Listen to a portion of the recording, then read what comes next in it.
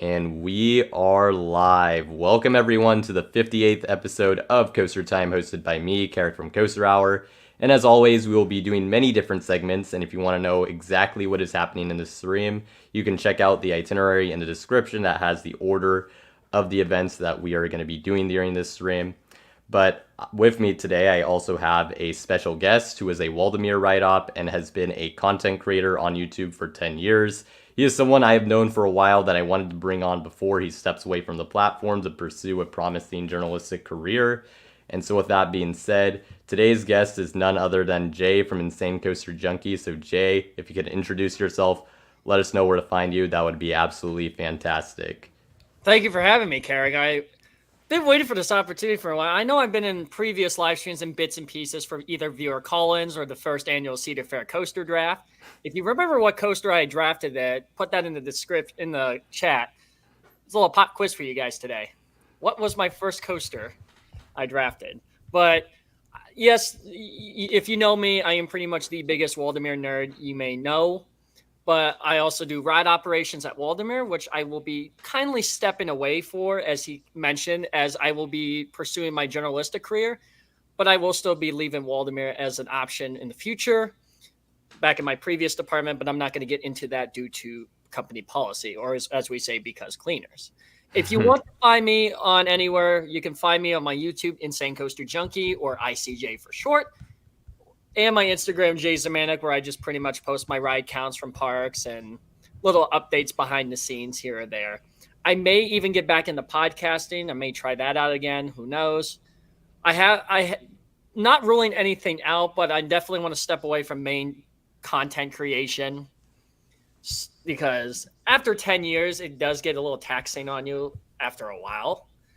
And I'm sure a lot of you content creators have experienced some form of burnout. But I'm still going to cover Waldemir once a year. That's kind of the plan. But other than that, I'm here for a live stream, and this is kind of the beginning of the end, as they say. Yeah, I'm excited that you were willing and able to take the time to start this sort of, I guess you've already started it, but have like sort of your end of YouTube journey on here. Absolutely appreciate that, and absolutely appreciate having you on.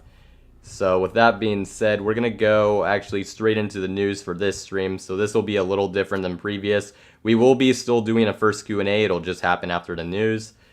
And then just going through the chat beforehand, I see Michael in the chat, James, Domo, Emily, Coaster Chal, previous guest, or Chal Chats. Emily, shout out to my girlfriend. Hi, awesome. I love you. And with that being said, we'll move on to our new segment. So for this episode, we have quite a bit of news, starting out with your local area, Waldemir. So Waldemir has recently announced what they're doing in 2025. They're going to be adding Time Twisters and Imperial Nebulas, which will be replacing their Spider attraction, which will be closing later this year. They also will be rebuilding their Waterworld entrance, that'll feature a new swim shop, and they will also be adding a new Potato Patch and Sun Deck Cafe, which will be requiring the temporary removal and closure of Paratrooper for the 2025 season, but it will be returning at some point. So Jay, with this being your home park, all this stuff sort of going on, what's your sort of take and your excitement for these projects?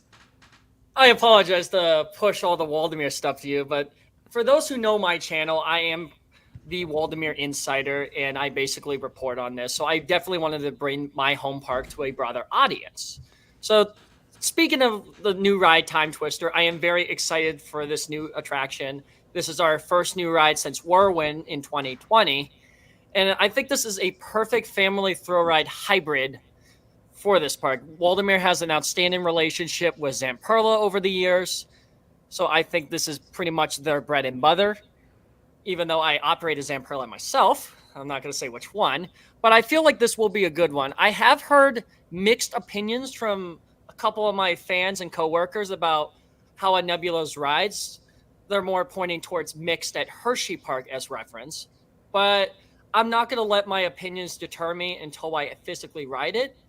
I am excited, though, for this new ride, but this comes at the cost, which gets into my second stray away, Spider.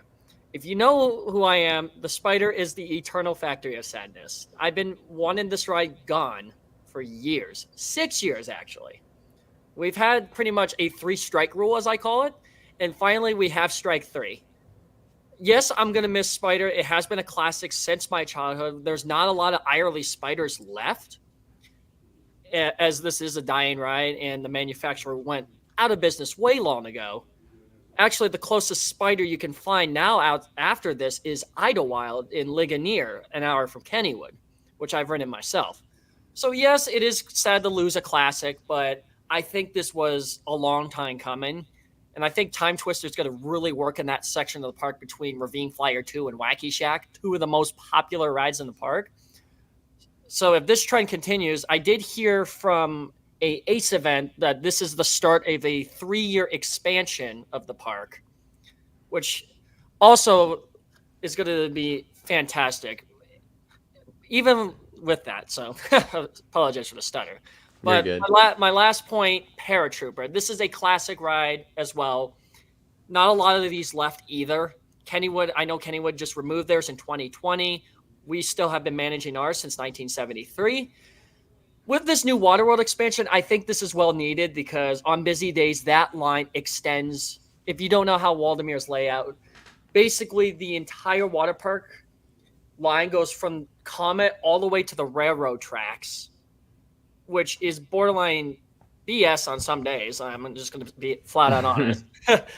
So winding the entrance area is going to be much more smoother. Using the swim shop as an exit, I think, is stupid, and they need to. I'm glad they're addressing that. So Paratrooper being closed for a year does not bother me. However, I am using cautious optimism for a refurbishment of something, maybe new LED lights, maybe a new control system.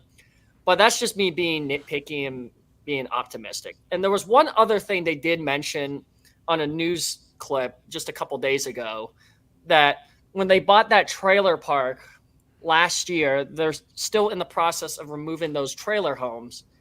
And it has been revealed that by the fall, all those trailer homes will be gone for a brand new parking lot to accommodate more people. So, yeah, new for 2025. Also, we're getting a new parking lot. Oh wow, that's gonna be really good for the capacity and everything. So that's actually a big addition there. Yeah, we don't have attendance figures are not publicly available. I have heard between 450 to 500,000 a year. And I heard if it is really busy, we're close to 10,000. But again, those are not public, and those are just speculations I've heard. But this is the beginning of a 3-year expansion for the park, and I'm very excited to hear what's next. For sure. And I will be definitely covering this on the channel for that one time a year video. Sounds good. A lot of exciting things, as you mentioned. Really good insight into how the water park entrance really needed this sort of upgrade. The one thing I'll mention for the spider is the attraction was actually purchased by a group called Territorium Haunted Houses and Amusements in Alabama. Not really too familiar with that company and group, but seems like it should still be operating somewhere. Yeah. If I had a nickel for every time Waldemar sold a ride to Alabama, I would have 2 nickels now, which is weird to happen twice. The first one was Mini Enterprise back in 2014. It went to Alabama Adventure for their kids zone, but it was quietly removed at an unknown date. So yeah, I have 2 nickels now. There you go. And the classic line continues, so that works. That works there. But yeah, Waldemar, a lot of new stuff going on. Just as you said, just the beginning of a 3-year expansion, so a lot to look forward to there for sure. Next, we will move on to our next thing, which is the Legacy Cedar Fair announcement. So we had multiple things that were announced. Just to rattle it off, technically this is 2024 more so than 2025, but Cedar Point, they are going to be removing Snake River Falls. This is their Arrow Shoot-the-Chutes that first opened in 1993. Last day of operation will be on September 2nd. It'll be being removed for future expansion. We don't have much word beyond that. King's Dominion, they're adding Rapterra in 2025. B&M launched Wing Coaster and the long-awaited Volcano replacement that's going into the Jungle Expedition area. And that's going to be a ride that's themed to an ancient mythical creature called the Jungle Hawk. Longest and tallest launched wing coaster as well. And then you have Carowinds, they have Camp Snoopy, they're expanding that in 2025. Main new attractions here are going to be Snoopy's Racing Railway, which will be an art engineering family launch coaster, clone of the one at Canada's Wonderland, and then Charlie Brown's River Raft Blast, that'll be a splash battle attraction and will bring a water ride to Carowinds, which they currently do not have. Probably the biggest one for a lot of people, Canada's Wonderland. They're adding Alpenfury, Premier Rides launch coaster that uses Wonder Mountain in its layout. Has 9 inversions. 2 launches, will be the longest, tallest, and fastest launch coaster in all of Canada. Just a crazy looking ride, and honestly, the layout was something that was completely unexpected. And then you have Kings Island. They're going to be expanding their complimentary Soak City that you can go into with the Kings Island admission. They will be expanding that in 2025 with River Racers, which will be a Whitewater West Master Blaster dueling water coaster, and Splash River Junction, which will be a kids slide structure and water play area.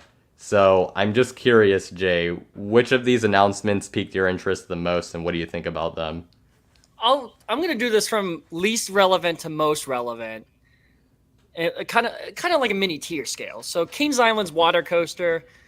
The only thing I'm going to say for this, I hate to be picky, Carrick, but I wish it was Pro Slide that did it instead of Whitewater West. Because I haven't written anything by Whitewater West, but I've heard their products do not deliver as much as Pro Slide. Fair enough. I've heard a little more familiar with water park stuff. I've heard I'm Pro Slide is obviously they're like the 2 biggest ones, but I've heard Whitewater West is pretty solid, but fair enough. Yeah, so I hate to be a Debbie Downer, but that's just me being picky. And if you know my channel, I can be a little picky sometimes.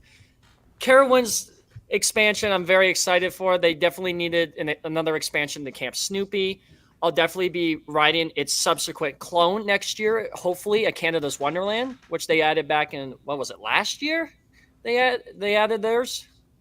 Yes, it would have been last year, yep. Yeah, so I really get to see how a family launch coaster really works. And then Cedar Point, this was something that came out of left field for me because one of my guilty pleasures in amusement parks is shoot-to-shoot rides. I know this sounds really funny and stupid because I have a Jack A parody on my channel, but Snake River Falls was one of my favorite water rides at Cedar Point. It was really fun.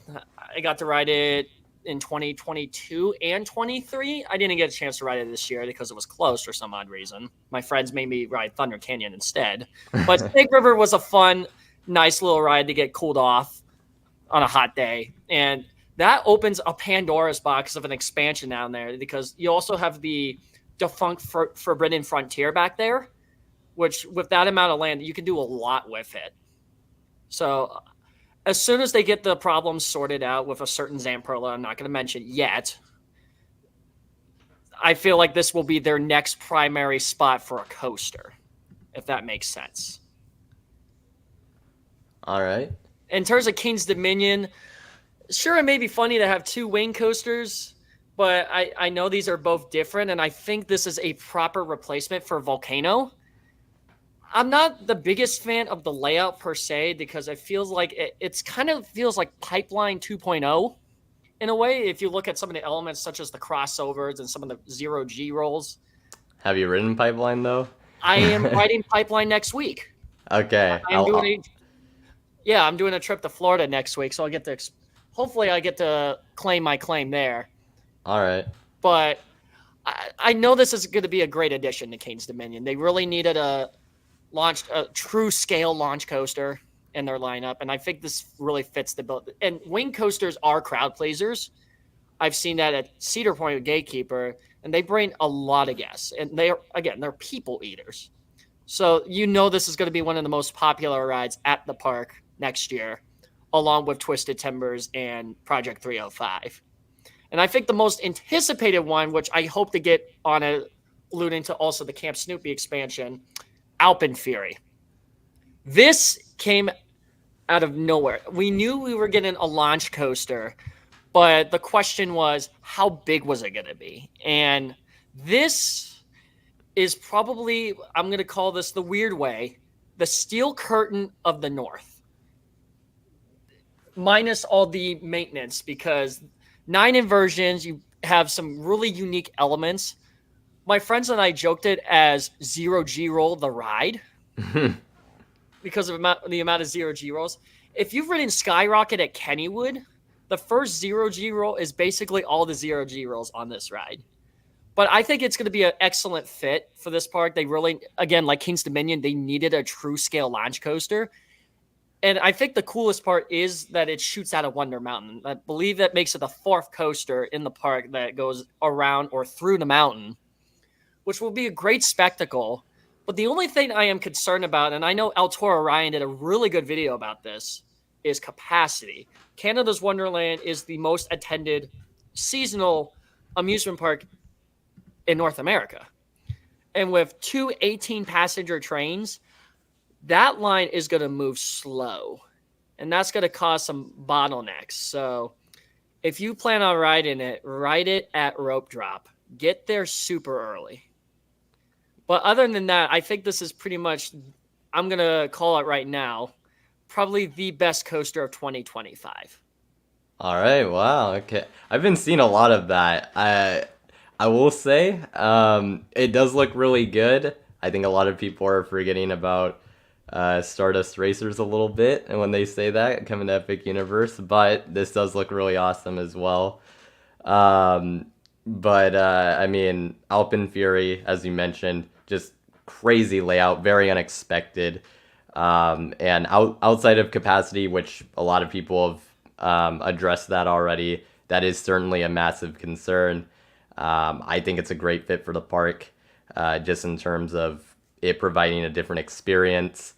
And then same can be said in terms of just a great fit for Kings and Minions Rapterra, which should be a really fun ride.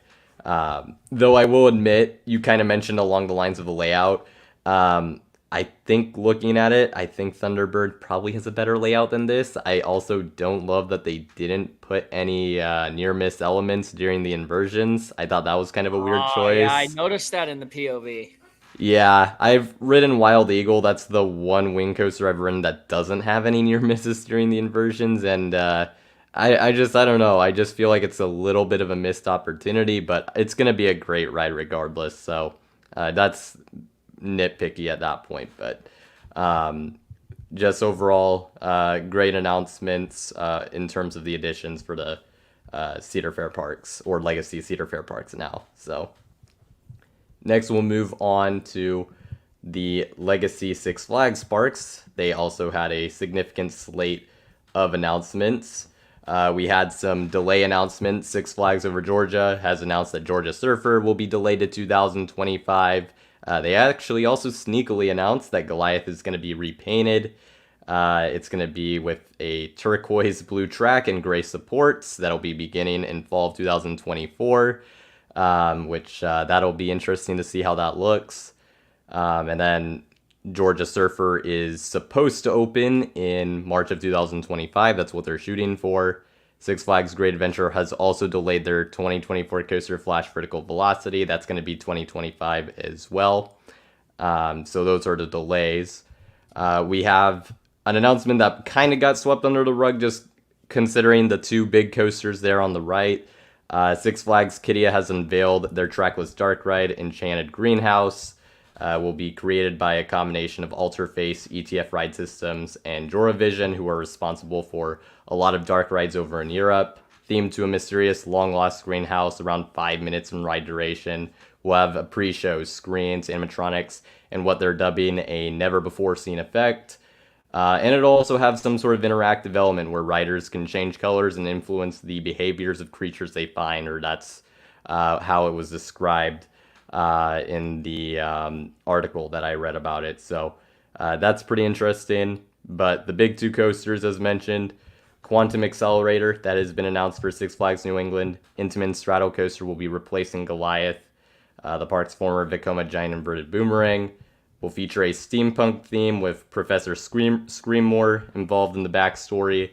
which is just interesting because of the Six Flags America edition from last year. And it'll fill that launch coaster gap the park was missing.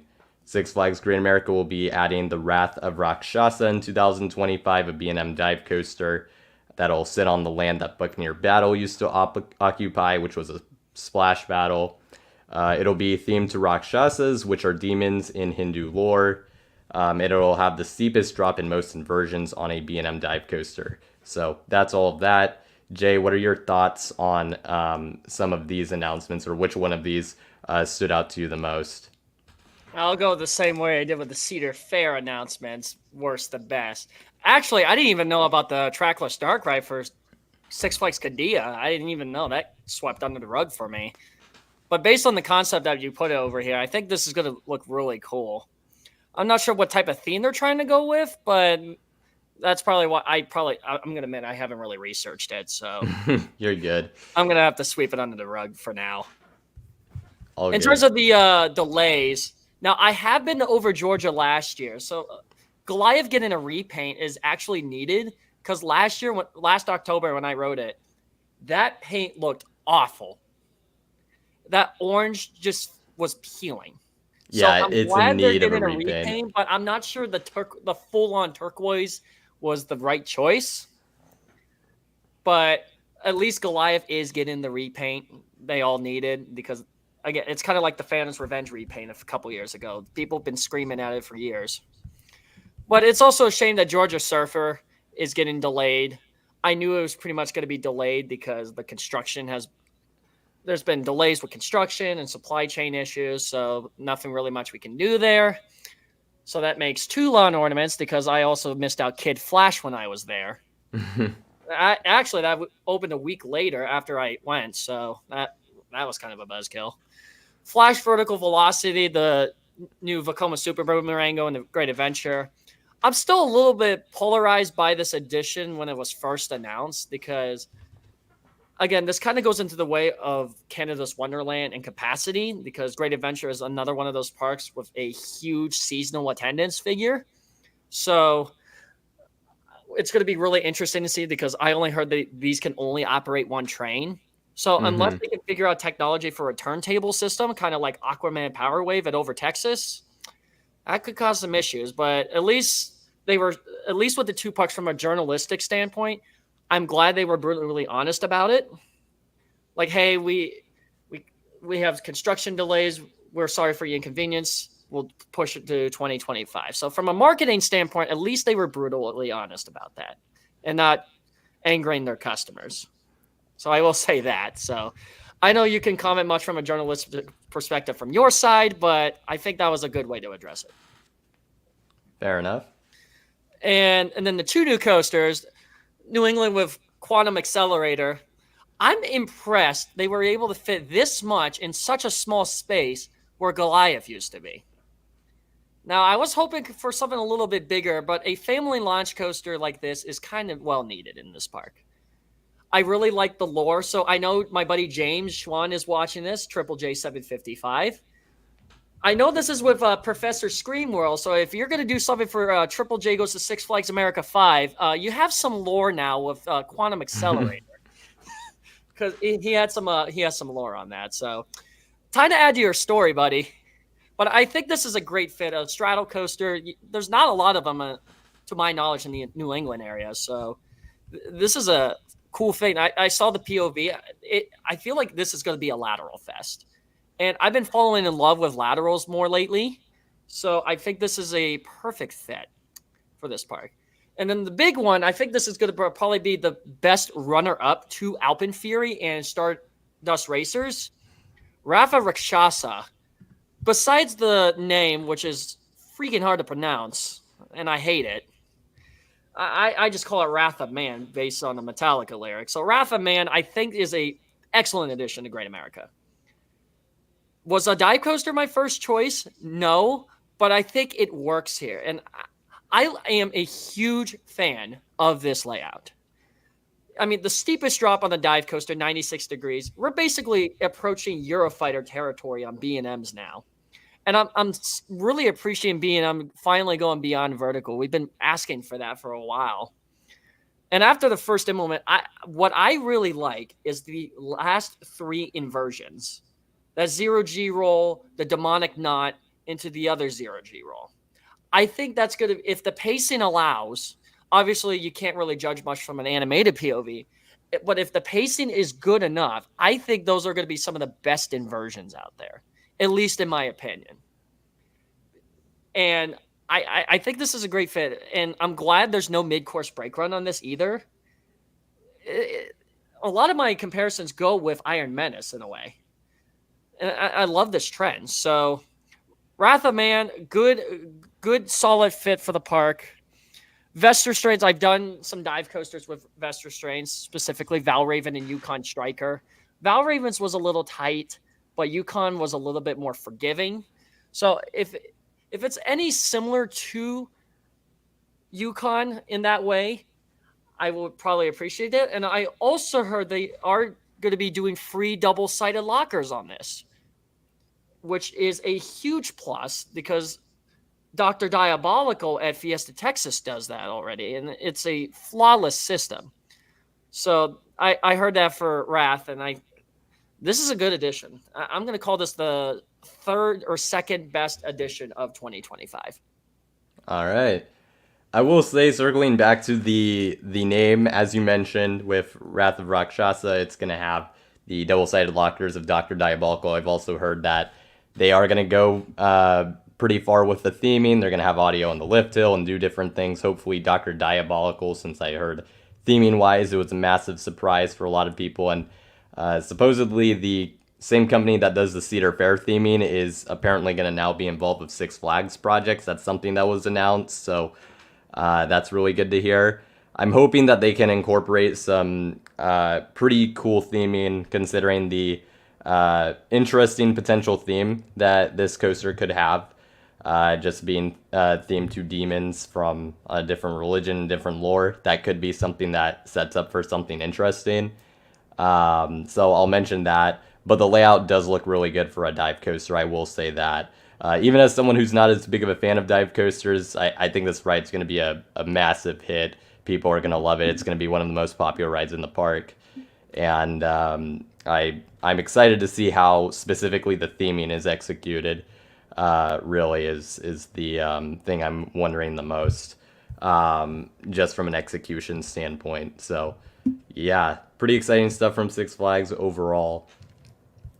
And we'll move on to another coaster that got announced. This will be Lost Island Theme Park. They are adding Fire Runner, an RMC Raptor, coming in 2025. This was announced on National Roller Coaster Day at ACE Preservation Conference. This is the exact same layout as Stunt Pilot, and the profiling's the same. It's just an extra 150 feet in length, which was added for the station, since the trains are going to be a little longer. These being 12 cars as opposed to Stunt Pilot's 10. So that's really the main difference there. But very similar ride. Really good addition for this park. Jay, what are your thoughts on Fire Runner? I'm going to comment like what you did with Rakshasa. I hope there's some really good theming with this. We did get a little preview of that front car, and it's got what I like to call Mortal Kombat vibes. It's got that epic fighting game scenario. So if the theming is just as good as like the rest of the parks, such as their dark ride, I'll be really happy to see that. If they kind of butcher it like Montaguni, then that's pretty much going to be a red flag. But I'm really a fan of this coaster. These RMC Raptors, even though I haven't really been on one, I almost was going to go to Texas this year and go ride Wonder Woman, but sadly those plans are canceled, so I can't comment on it now. But I have heard these are small but punchy coasters. So I wonder how the whip is going to be in the back row on that 12th car, because I've pretty much been a back row rider in recent years. So one can imagine how the airtime is going to feel at that. So having 2 extra cars from Stunt Pilot's 10 to Fire Runner's 12, that's going to be the main question going into this. And I think this will be probably the best coaster in the park, if not second to Montaguni. Fair enough. In terms of, I would agree with you in terms of I would love to see them do some cool theming. You mentioned the front lead car. That looks pretty awesome. And this park has had some attractions with some really great theming. And then you mentioned Matsugani, which didn't quite live up to some of the other attractions they have there. But yeah, no, overall, really exciting addition. And that the 12 cars, just the back row on that, compared to Stunt Pilot specifically, just because that's the way this is profiled, that'll be very interesting to see how crazy it is, since Stunt Pilot itself is already a pretty crazy ride. So that'll definitely be something to monitor. And then our last thing we're going to be talking about here is a bit of news that does have some sort of speculation attached to it, but what is known is that Parque Reunidos is undergoing a strategic review. Private equity firm EQT has begun their strategic review of Parque Reunidos, which they also own Palace Entertainment. And one of these speculated outcomes involves the potential sale of Palace Entertainment, potentially to another company, or maybe selling just some properties. Like, a lot of that's being discussed, but one of the speculated outcomes could be that Palace Entertainment is eventually sold to someone else. And so, just for reference, the Palace Entertainment just dry parks are Adventureland in Iowa, Castle Park, Dutch Wonderland, Idlewild, Kennywood, Lake Compounds, and Storyland. They also own several water parks, aquariums, FECs, and hotels. One interesting thing to note is that their recently appointed CEO for Palace Entertainment, John Riley, he was just appointed in June. He was with SeaWorld, which is now United Parks and Resorts, for 34 years until 2019, when he was last an interim CEO. So that's potentially an interesting connection there. Not saying that that's necessarily related. There's not really any expert guesses as to what company would potentially buy Palace if they were available for sale. But speculation online has pointed to United Parks, or SeaWorld, however you want to call it, and Merlin as companies to potentially look out for some other things, and other scenarios have been thrown out there. But it's basically complete speculation. We don't even know if Palace is actually going to get sold. But what are your thoughts on just like the possibility of Palace getting sold to Well, considering someone now I else? have a season pass to Kennywood, I can really comment on this. I'm going to base this from a Kennywood perspective because this is the closest park to me in the Palace chain. There have been some questionable moves with Kennywood specifically within the past couple months. I am aware they did just get a new general manager back in, I believe, April. And I know the death blow was Steel Curtain being closed for the year, but I understand that was more of a structural issue. But it really goes, there was that occurring lawsuit with Kennywood and SNS. So with that crap fire going on, I have no idea what question about that. And there were some other things that really angered me and my enthusiast friends over the past couple of months, such as a questionable rain policy at Kennywood, which shut them down pretty quickly in any event of rain. So my thoughts, I'm not really the guy that looks into the business side of things because I went for a journalism, not a business major. But if I had to speculate, I hope Palace gets sold. I know that's just kind of me being a little mean, but I feel like some of the smaller properties could be sold off, like Idlewild and Castle Park, to name a few. I know, like their legacy park, we'll just call them legacy parks, like Compounds, Kennywood, Adventureland. Those would probably be the ones that would probably stay. But again, this is all speculation. I've also heard stupid rumors going around about Six Flags buying it or this or that. We don't know what the concrete evidence is about this, but one thing's for sure, at least from a Kennywood perspective, sell Palace. Do it. Make Kennywood great again. No, that would be going too far, but I hope something comes out of this, even if it's just a restructuring in the company. Like, as they said, if they look at their strategic review and they need to like either do some budget cuts or whatever it may be, do it. All right, okay. I have not heard Six Flags rumors, so that's I'm gonna just call BS on that because that's it seems almost unbelievable. But as you said, there could be. It's all speculation. Some people have suggested that maybe it'd be a few parts that'd be sold or just some changes otherwise. So probably a situation to monitor over next year or two is probably realistically if we're gonna see something. Seems to be when we would see a change. But for now, it's definitely complete speculation, but just an interesting prospect overall, and something to, like I said, keep an eye on. So that'll do it for our news segment. And with that being said, we will get into our first Q&A and or buy or sell. So any questions you have, any buy or sells you have, now would be the time to ask those. And can be for either of us, one of us in terms of the questions. So you can send in your questions now. As they say, bring in the salt. Let's see. Someone asked about earlier. I know we went into Wrath of Rakshasa a little bit, but honest answer about it. I think just probably. I know I've previously said I'm not the biggest fan of dive coasters. I think I do understand it though, just from their perspective. It's just they bring a lot of people in. They're reliable. There's just a lot of potential that you can have with them. I mean, look at something like Dr. Diabolical. And I think considering they did a dive coaster, I'm very happy with what they ended up doing. So I think they executed it in terms of the layout and hopefully the theming. We'll see on that one, but I think it'll be executed will be executed very well. Let's see. Predictions for Six Flags St. Louis. Are we just talking about a general plan? Maybe the next coaster? Probably just next thing. Next coaster is probably I would take it. Well, considering after they added Rookie Racer, I don't really see where they can go next. I know Six Flags has their favorite children, like park-wise, and Six Flags St. Louis is kind of in the mid-tier.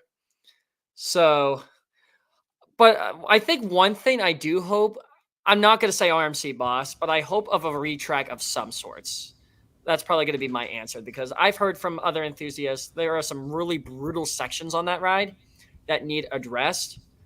So if it was me in this case, I would say either a Titan track or Gravity Group retracking of Boss. Don't change the layout or anything, but just kind of like something they do with Predator at Darien Lake. Address the roughest sections to make them smoother. And Predator, from my experience, has went from the worst coaster I've ever ridden to something in my top 20, strangely. So if they can do that on a world-class coaster like Boss, go for it. For sure. I have never been to Six Flags St. Louis, so I can't speak on behalf of ever having been because I just have not been yet. I do agree with your sentiment for Boss in terms of doing a retrack. I know potentially a project of that sort just because it's like out in the woods and stuff might be a little trickier, just with like all the trees and different things they'd have to work around. But I would love to see something like a Gravity Group treatment or actually even like specifically what GCI did with Ghost Rider, where they retracked a lot of it, reprofiled a few sections, because there's some sections on Boss that I think could probably be reprofiled a little bit, and they would end up being a lot better just based on what I can see from the layout and some reviews I've heard. So I think addressing that would be great. As far as like, and I would much prefer to see that than an RMC Boss. Unless, the only thing is, if they were to RMC Boss and go like the whole way, use like most of the track length and whatnot, and not like shorten it a lot, I would be interested in that. But I think I'd be much more interested in just a wooden overhaul of Boss. So I honestly, I would just love to see it. I don't know if I could call it a prediction, but that'd be great to see. I think that's just probably their next step is to look at what they already have and then improving on that. I get that at Waldemar, and I think that can be put on a bigger scale. For sure. I guess prediction for next coaster to go, I'm still going to predict Ninja. I think I previously said that, but Yeah, I'll probably concur with that. I haven't been to St. Louis either, but I've heard nothing but crap about that thing. So if it could just be in the trash can by now, I don't know how it's still here. Fair enough. Yeah, So get rid of it. it's uh, surprising just considering its unusual history and just the nature of the ride, but it is still around, still kicking. Most positive and negative thing for the merger. I'm guessing you Ooh. mean like sort of predictive outlook because I'm going to be honest, a lot of the stuff we've already seen, I've actually been pretty happy with. The fact that we are already getting a all park passport so quickly is great. Hearing that the Cedar Fair theming company is going to be working on the Six Flags projects, removal of surcharges at Six Flags. A lot of the stuff that we've already seen has been, I honestly think, very positive. Um, I think the one concern you could potentially, I mean, there's a few concerns you could have just in terms of which parks are going to get what additions, like how's that going to be prioritized. Uh, I think just in general, in terms of, I know individual parks have like their own say in what manufacturers and what rides they want, but is corporate being shaken up, is that going to change who they work with? I think that'd be my biggest concern, is if certain manufacturers are not worked with as much or at all because of the change that previously either one or the other would have worked with. But um, I think we've already seen a lot of, like I said, positive changes. So Yeah, I think I want to concur on that as well because when I first heard about the announcement, I will admit I was over exaggerating a lot, thinking, "Oh, this is the end of the world." Well, to be fair, I was on an overnight. I was up all. I was doing an all nighter because I had a 5 a.m. flight out of Atlanta to Cleveland, so I barely had sleep and processed it. I didn't find out the news until I landed in Cleveland, but so I will go my bad on that one. But you are right. I think accessibility has been the biggest improvement. I am a huge fan of that all park passport. That's definitely going to get you in a lot more parks, and I feel like I would hope for like sharing benefits in between like legacy Six Flags parks versus legacy Cedar Fair parks. So I hope there's a little bit of a cross promotion with that. And I think one of my more biggest concerns I have is just who are they going to work with? Because I know Six Flags and Cedar Fair each have their respective companies. They don't really work with anymore, like Intamin for Cedar Fair or Gerstlauer for Six Flags. So it's kind of just going to be like a little bit of, for me, it feels like a tussle a little bit of who are they really going to work with. And it really surprises me, like, even though New England is not a legacy park, it surprises me that Intamin was announced I mean, because that would have been in the works probably well before the merger is the probably, thing. yeah. Yeah, But it's just a little concern of like, all right, who's going to work with who on what project? Like, how's the planning process going to be on that? for sure. I think that'll be the most, we aren't going to probably know realistically probably a few years out just because I know that certain projects like take years and years to plan. So we'll see what happens, but that is definitely the thing I'm most interested in is what are the manufacturers that are working on the projects in this new chain is definitely one of the big things there. Let's see. I did see the Epic Universe question. I'm actually in Ooh. the process for applying to Universal, so I will skip on this question. I don't have anything there, but Jay, if you have anything that you would I'll go want to on this add. one. I like to be the speculatory guy here. So, if I was Epic Universe, if I was Universal in this case, why would I do coaster wise? Because they already have a stacked lineup as is. They got Stardust Racers. They have the How You Train Your Dragon Family Spinning Launch Coaster, the Donkey Kong Coaster, which I'm most excited for, honestly, as a huge fan of Nintendo growing up. So, what would I add? That's The that's a tough one. Oh, geez, you put me in a pickle here because there's so many angles. I feel like I know they have that new Ministry of Magic Dark Ride coming, but I wish they could have another Harry Potter based coaster, kind of with Flight of the Hippogriff and Gringotts. So I would like for them to do something with that. Other than that, I don't really have any other ideas. All right, that's actually a good. That makes sense. I like that. Um, the only thing I want to mention is the How to Train Your Dragon coaster is standard family launch. It's the Monsters or the Oh Dark yeah, Universe I coaster mixed is those up. the There's so is the many launch spinner. coasters there. It's so confusing. Yeah, no, they definitely they have quite a bit in that department for sure. So, but that's a good choice there for sure. Actually, this is a good point. This is actually probably the other thing I'd bring up as a concern, and that is this question related to this question that Evan asked, which is, do we think that the new Six Flags will sell off any of the lesser parks for some quick cash, or maybe if like land's valuable or whatever, something like that, Hmm. or just to have less to deal with? I'll let you go first for this one, Jay. Again, I'm not really the business guy, so I'll keep mine a little short here. But I don't see that as likely in that case.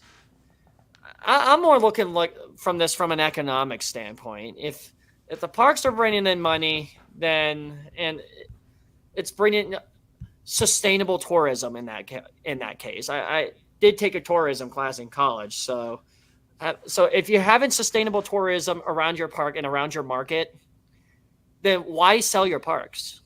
Unless there's something behind the scenes that's or damning evidence that's like, oh, you're going down the toilet and you need to sell your parks just to grab some extra cash. Do it in the extreme case, but in honestly, I don't think selling the parks would do a lot. I don't think there's no monetary gain from it. Fair enough. The parks I'm most curious about, or the two that Six Flags they don't truly own, they just operate, and that's Frontier City and Darien Lake. I'm just curious because theoretically they have some contract that we don't know how long they are in terms of operating it, but I'm just curious whenever those run out, will those get renewed? What happens there? So those are parks that I'd be interested in seeing what happens Yeah, with. especially Darien Lake as my home six, technically my home Six Flags park. And they didn't really do a lot with the Six Flags brand name. They just slapped the name on it and then just lease the. They have the leasing rights for it, and that's about it. So, other than renaming their water park the Hurricane Harbor, there hasn't really been. It doesn't really feel like a Six Flags park to me, honestly. So I wouldn't honestly even bat an eye if Darien Lake was sold. Fair enough. Yeah, no. Well, it's under Six Flags can't sell it. They're like the Yeah, operator, it's a separate yeah. owner, Like but say the lease ends and whatnot. I wouldn't bat an eye. Frontier Coaster says, and I assume this is for Frontier City, it's 25 years. So I guess that's something they would have to opt out of, which I'd be curious if that's something they decide to do. Just because we've seen Cedar Fair previously. Of course, they sold California's Great America, but that was or the land it's on. And then they also opted out of Gilroy Gardens in terms of operating it a few years ago. So I'm just curious if they would do an opt out, I guess, for. I forgot that park was owned by Cedar Fair and then they opt out. Yep. Funnily enough, I just looked. You can still get, if you get a California's Great America season pass, like the Gold Pass, it still includes Gilroy Gardens. So I guess they have some partnership there, um, which is kind of funny because like the Gold Pass is only like $5 more expensive than going to Gilroy Gardens for one day. So At this point, just take it. I saw that. I'm like, no, there you go. Yeah, That's most people interesting. sweep that park under the rug. I honestly forgot it existed. Oh no, yeah, makes sense. I need to go back there because I only have their Tivoli credit because I missed out on the mine train when I Oh, went you last missed out time. Quicksilver. Yeah, I got a season pass for it because it was cheaper than getting a ticket plus parking this year, which so I can go back. Just kind of a weird situation with that, but um, yeah, I will have to find some way to get back there. I know you. Um, You'll get the credit somehow. I know. It's just like kind of an odd situation. Buy or sell. Falcon's Flight will be the No, I'm gonna sell. I'm I going want to to hear why. sell I want to hear why. because okay, and I understand the question out of the ones who write it. Here's my thinking.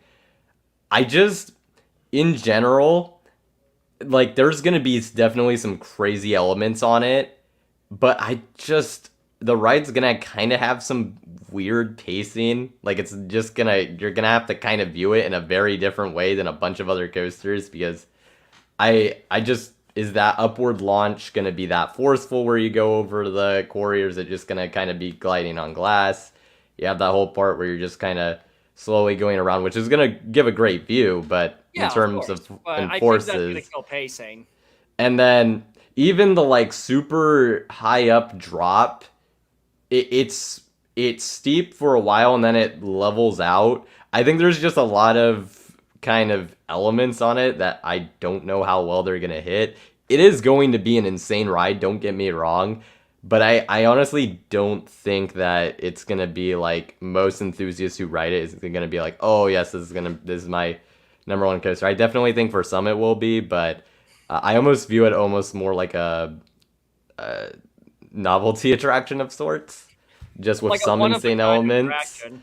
Um, kind of, I don't want to. It's more insane than Steel Dragon 2000, but that's a ride that I'm just like kind of a novelty ride.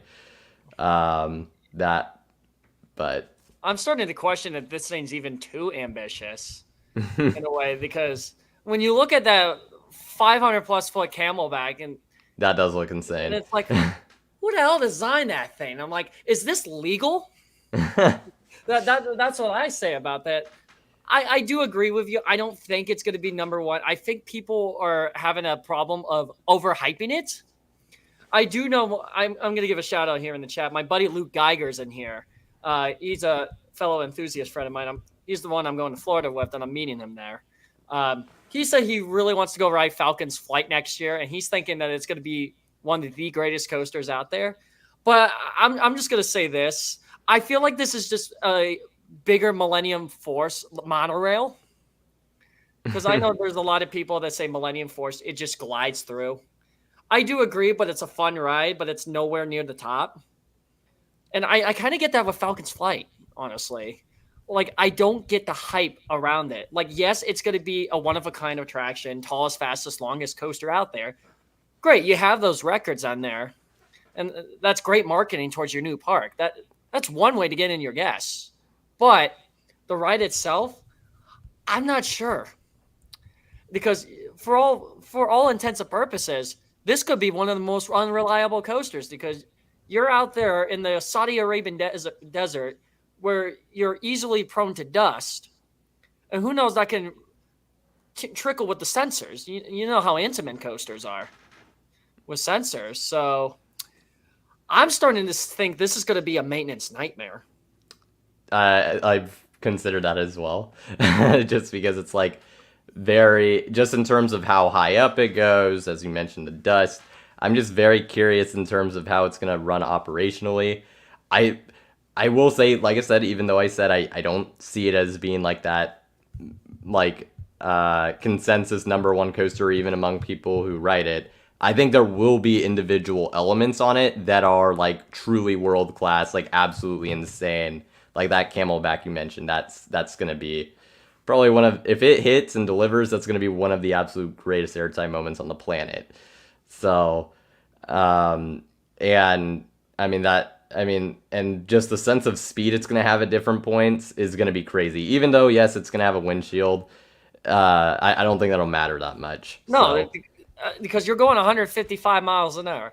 Where on the planet, besides being in a top fuel dragster or airplane or whatnot, are you going to go that fast legally? that's fair. Yeah, So this is a one of a kind attraction, but for different reasons. for sure. And I Uh, see you have this. Michael has a not that. Dom followed up. It says, "Speaking of Falcon's flight, when do you think it will open?" I think it'll open. They're saying the park is slated to open next year. Looking at it, I think that is actually realistic. I do think 20, like, they've been saying, like, they said, I think at some point last year that they were going to open in 2024. I was like, yeah, no way. But looking at it, I actually do kind of believe it will open next year. So I am actually going to say 2025. That's where they're shooting for, and I don't know that it'll be early 2025, but I'm assuming, saying summer. yeah, or maybe if the weather allows, which I think it would, um, you could even do it later because I'm pretty sure even in like the winter months it'd still be okay because I know the parks in the UAE, which is geographically close by, those can operate in winter. So I think it'll open at some point next year. Yeah, so Um, maybe summer, fall. I'm probably gonna give a window between June and September. yeah, that's fair for sure. But this will be the last. Oh, actually, Emily did ask how our day was. I missed that question Oh, earlier. my girlfriend has to chime in with that. My day's good. I went to the Crawford County Fair today.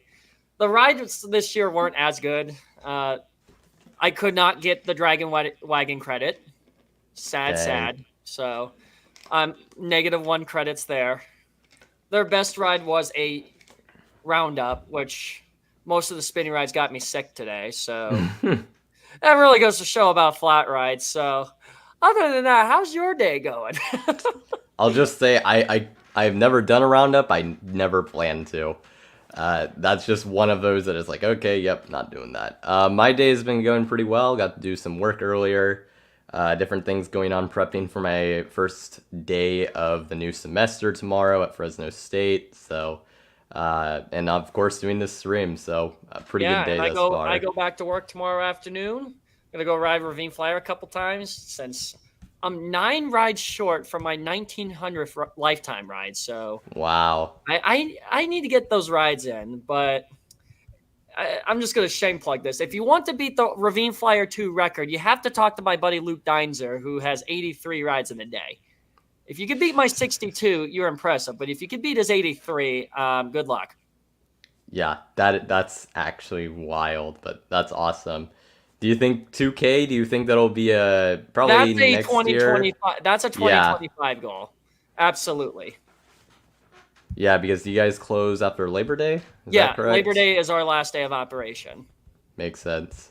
Alrighty. But you'll get to probably At some 1,900. point, I always get. I've been getting triple digits every year since 2017. So I didn't really. I forgot how many I did in 2020, but I don't really count that. That's a Mickey Mouse year for me. So because we opened so late, so that's a Mickey Mouse year. But every other year since 2017, I've hit triple digits. Yeah, no, that's definitely really impressive. So It's hard. It's hard. yeah, that's something. That is really something. The last question that we have is Ooh, this asking is a about fun one. Mr. Six. I'm gonna, as much as I would like to say buy, I'm gonna say sell because I'm not even entirely convinced. Like, they brought him back for a Fright Fest advertisement. He might be like a part of Fright Fest. I just find it really strange to bring him back after so many years and run him over with a bus. That just seems I thought that was like the most pathetic way to bring him back. Like that it was funny in the moment, but now if you're looking at this from a marketing perspective, I'm gonna go with sell as well. Like, why bring him back if you're only gonna put him in a Fright Fest ad of all things? You could have done more, like, hey, maybe like a nostalgia thing or something. But no, they kind of just. And honestly, they did the cheap way out on this one, just to get fan interest. But I actually do have some Mr. Six merch in my storage somewhere. It's an old Wendy's toy of the old bus that used to be at Magic Mountain. So Mr. Six does live on. I believe that toy came out like 20 years ago, but that was 20 years ago. Today, Mr. Six isn't really that relevant. So yeah. unless you're going to bring him back again for like a nostalgia campaign, because I know a lot of companies been doing that recently, bringing back old things. I know one of the more popular examples is vinyl records on an off topic. So if you can bring back physical media, you can bring back Mr. Six, but only if you do it right. That's fair. So, but other than that, sell. I do think that Mr. Six could be involved in Fright Fest in some way, like that event. Maybe they might have something with that. I don't really see them doing more advertisements and like a bigger like Mr. Six like return sort of campaign. Just based on that reintroduction, I'm like, okay, yeah, that's probably not happening. So yeah, I'm not a believer, unfortunately. It's like how shows try to kill characters and try to bring them back. Mm-hmm. If you could call it. I mean, it's like they brought him back to kill him. Why? It just reminds me of South Park of all things when they kill Kenny McCormick, and then the next episode they bring him back. So why do that if it's not going to work? Yeah, fair point. Like I just, I know, weird analogy aside, but that's the best I can compare it to. all right, fair enough. So that'll answer all the questions for now. If you have any later, you will have another opportunity during our final Q&A session. But we will move on to our next segment, which is going to be our second ever blind ranking North American Park Challenge. So pretty much how this will work is I have a wheel that I will pull up here on the screen. Let's see if I can get it up. And this wheel will determine the it's 100 North American parks. We're gonna spin the wheel, and we have to rank the parks as we go in an order of 10. Actually, I need to reshare this again, so that way I have both tabs. But we will have this blind ranking. Once we pick where they're put out of our top 10, we cannot move them. So that is pretty much that in terms of being able to do that. And the winner will be decided by you. You'll be voting on it toward the end once we have our stuff ready. So here we go. If you want, would you like me to go first in terms of? Yeah, just to see how it goes, and then All right, I gotcha. I'll dive in because this is something new to me as well. So I'm like, how am I gonna start? All right, so I will start first. This wheel will determine the first park I get, and I can put it anywhere I want in my 1 to 10 rankings. Ooh, First Frontier one we get City. is Frontier City. Shout out to Frontier Coasters. This is it's a Six Flags park, decently sized. I am gonna put it at I think I'm gonna roll 7, just because we do have some pretty small parks on here. And Frontier City definitely has a lineup, has some good atmosphere from what I've heard, some charm to it. So I'm going to put it at 7. That's going to be the plan. So this next spin will determine which park you get. All right, here we go. Here's where the salt goes, as they say. Ooh. And looks like you got Silverwood. Silverwood. Ooh, okay, Silverwood. Never been, but they have a really good, robust coaster lineup, especially in their wooden coaster departments. You have a good supporting cast, such as Aftershock and Stunt Pilot. It's very hard to access, so that does deduct a few points for me. But I basically call this the Kennywood of the West, so I'm going to put this towards the middle of the pack at number 5. All right, I respect that. So Silverwood will go at 5. And those of you in chat can also help out if you visited these parks. You can kind of help us out, give your thoughts on them, and that can help us out as well. So you can also interact in that way. Yeah, Skyride R12 Turn says, if you need any help with this challenge, feel free to ask me.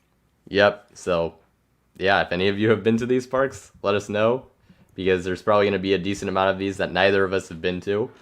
Actually, last stream we got a decent amount that I had been to. And I have not been to this. I have not been to Idlewild. I could comment on. Let me help you with this one, Carrick. So, okay. Idlewild's it's a solid park. It's mainly a children's park. Their 2 coasters are mainly meant for kids, but I really enjoy it because, well, I'm more of a small park avid guy, but I think it's enjoyable for all ages if you know what type of demographic it's for. But it is far from the best. I'm gonna put it at 9 simply because I'm reserving 10 for like a park that either I am not a big fan of or I've heard really bad things about. So I'm gonna put it at 9 just because it seems like a pretty solid park. Definitely more of a children's park, but seems to have a decent bit to it. So It's got its charm. I can comment on that. Oh, you also spelled it as Idlewood, not Idlewild. oh, of Idlewood. course. What is this? Kennywood 2.0? I think it's because I had Silverwood threw me off. If we Ah, could, yeah, that's right. all All right. right, park number 2. Little drum roll. Oh, Sky Guy says, I think Idlewild is poop. And then Oh no, now this is the reciprocal. This you is the got reciprocal. CGA. Help me out here. It's as an overall park, it is on the lower end for Cedar Fair, but I mean, in comparison to a lot of these other smaller parks, it's still going to be pretty good.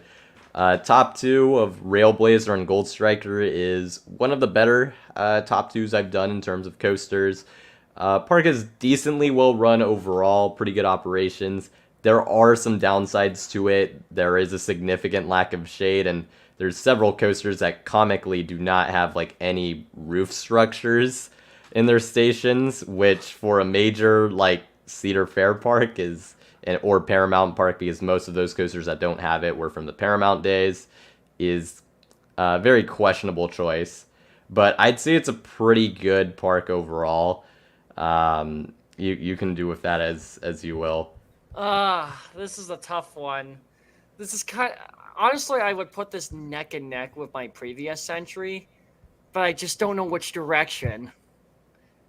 Because I heard about the good lineup they have, and it's a shame that the park is suddenly going to be phasing out in the next decade. So there's not a lot of time to comment on this, but if I would have to put my blind ranking on this, I'm just going to go with the gut feeling. Put it at number 6. Okay, all right. It's just such a gut feeling for me. That's fair. Not to mention you have the 49ers stadium right across. So I hate to trigger you with a question here. Why is 19 afraid of 20? I just yeah. Oh, you figured out the joke. Oh, you ruined. Oh, come on. I had to punch you for that. It was such comedic good timing too with a football stadium. I'm like, I was planning this Falcons joke for weeks. Yep. Sorry, I got you. Ooh. Okay. Disneyland. This is my number one park, so I have no problem putting it at number one. I know it's not everyone's thing in the coaster community, just because obviously more of a theme park, not so much thrill rides, but their dark ride lineup is one of the best in the world. And I mean, the coasters they do have are really good family coasters. Space Mountain, Big Thunder Mountain Railroad are really, and Matterhorn are really good for what they are.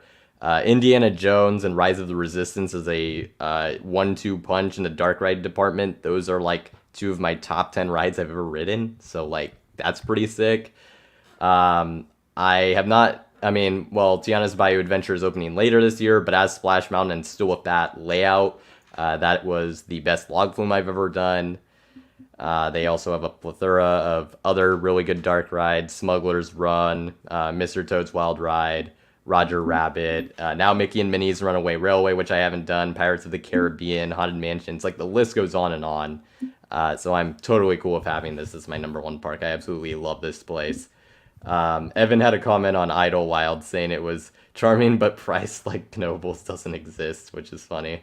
So, yeah, there you go.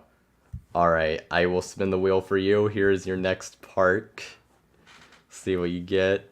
Yeah, Sky Guy is asking for my Insta, so I was trying to reply to him. Gotcha. What do we got here? Speaking of. Oh no. We were just talking about this. Oh no. I mean, I'm gonna help you out here. It's charming, it's got really good nature. It is very expensive though, and honestly I'd probably put it at 10. Honestly, I'm just gonna put it at 10. No questions asked. I'm sorry. I have no idea where to put this. It looks beautiful though. It is. I will say that. Very well presented park, very well landscaped in terms of, but it's still pretty small.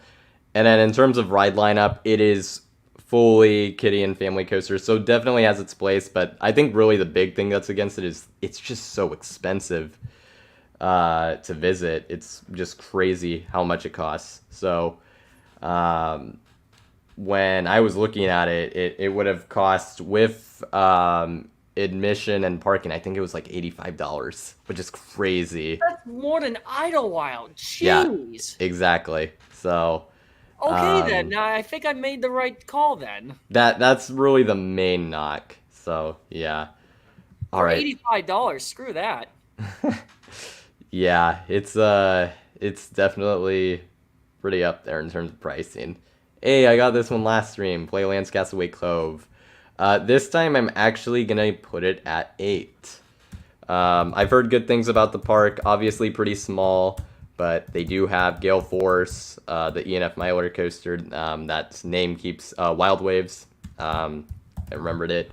And I've heard generally people have pretty good visits here, and it's by the beach, so it's got that vibe to it. So pretty solid. Just given what some of these other parks are going to be, I can't rank it too high, so it's going to go at 8. Alrighty. All right, what do we got now? I'll let you. Please be a good park. May the football gods give you a... Ooh. Ooh. Oh. No, wait. Oh, come on. I wanted Lagoon so bad. Yeah. Adventure Dome. It looks like a really cool indoor park. I mean, they got a decent collection of coasters such as El Loco and Canyon Blaster. But I'm going to have to put this at number 8 per se. Like, it's good, but it's lacking something stand out. I respect that. I've been, but I went before I was a coaster enthusiast, and I only had the kitty credit that wasn't there because I was too young. So I can't really speak on it. But just kind of, they have a solid 1-2 punch. It does, there's some cool aspects to the park, but it isn't like anything too crazy. Charged on PC does have Playland's Castaway Cove as their home park, so shout out there. But we'll move on to our next park. I'm really bottom loading my lineup, so that I need to get, and I don't think this is gonna help. Oh no! Magic Springs. Magic Springs. I'll put it for the. I mean, I can't really put it at 10. I don't think so. I'm gonna put it at 6. They have an interesting coaster lineup. I mean, they have the Mauer X coaster, which is interesting. They have a wooden coaster that I haven't heard particularly great things about, but I mean, hey, it's a wooden coaster. They have Gauntlet as well. They have a mine train that was that's been around at a few different parks. So Yeah, Big Bad John, I believe it's called. Yep. Yeah, I know Canopy Coaster did a really good review on it, but it doesn't look like a park that'd be. It feels like a one and done park. Yeah, I would love to check this place out just because it seems interesting, but and I know Ed Hart was a big part of this park, which also makes it a little intriguing, just because he did Kentucky Kingdom. But yeah, not something to that can rank like super high. So Yeah, I see your comment, Michael. Yes, both of our lists is more bottom central. So yeah. hey, I think you're finally gonna get some help. Here we go. Six Flags Fiesta, Texas. The bucket list park that I am failing to get to because expensive airlines. So I was so close to getting into this park in October, but I had to change my plans. But if I had to do it, I would put it at number 2, honestly. All right. This park looks like to be one of the best Six Flags parks in the chain. No questions asked.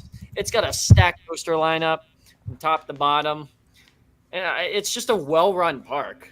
I wouldn't call it perfect because you have Texas heat but that's just me being nitpicky. But That's fair. and I do know it gets a little bit what's the word am I looking for? It could be a bit of a hassle on during the winter because of scheduled maintenance. So you kind of have to like time it out right. You could argue though that a lot of the other seasonal parks wouldn't even be open though, so it's kind of Yeah. like, give and take basically. Yeah, because some people put Six Flags Fiesta Texas towards the upper tier of Six Flags parks, so I would have to concur with that. Fair enough. I have not been. Very high bucket list. Looks great in a lot of phases, really. So, Such a shame I won't get to that this year. yeah. That would have been where my 150th credit would have been. Dang. All right, what do you got? Ooh, casino. No, I think it's Nick No, Universe, Minnesota. That's my friend Jared. He works there as a team lead there, and I could comment from his point of view because he works there. He really enjoys that park. It's one of those parks that's like a feel good atmosphere that you can just pop in, ride a few rides, and go. Plus, you have the unique setting in the Mall of America, America's largest mall. So the vibe of this place, I've heard from him, is excellent, but not much from an operational standpoint. Fair enough. I'm actually going to put it at 4. I think up to this point, this outside of Disney is the probably. I mean, you could argue with like Frontier City and Magic Springs, but just in terms of the atmosphere and the unique ride selection, because they do have the log flume that's pretty highly renowned, along with they have one of the few, although there's more of them coming around to North America, but the Gerstlauer Skyfly, and then you have the Zero Tivoli coaster, Pepsi Orange Streak, and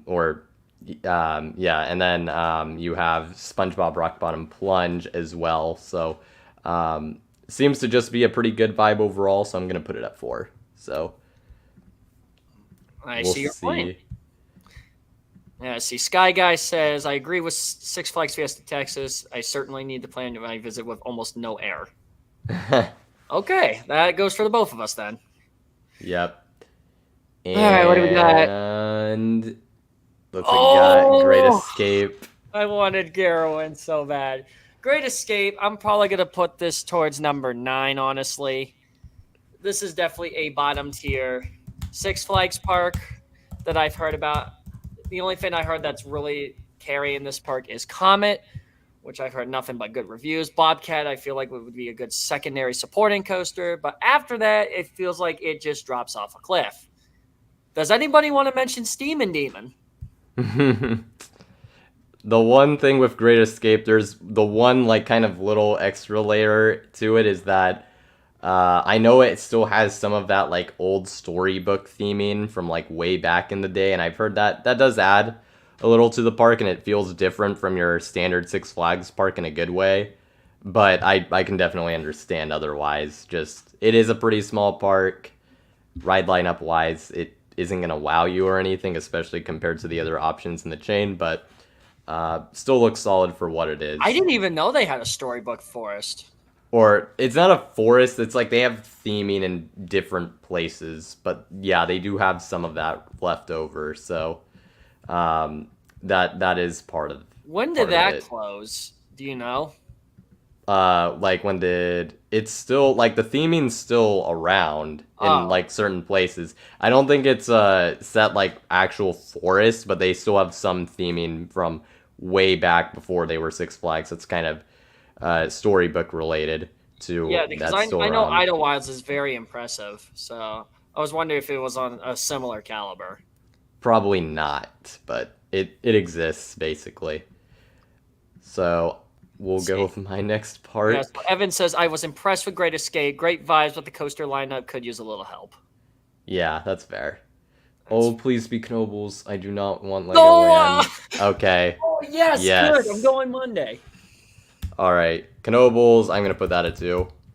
I've heard really good things about the park. Just in terms of atmosphere, very different, old school park, a lot of great flat rides, also great wooden coaster collection, even though I've never been. Phoenix looks incredible. Twister as well looks like a great wooden coaster. Flying Turns is very unique. Impulse looks pretty solid for what it is. And then their flat ride lineup is pretty crazy. So that's cool. They have also, of course, it's a free admission park, pay per ride, largest one of its kind.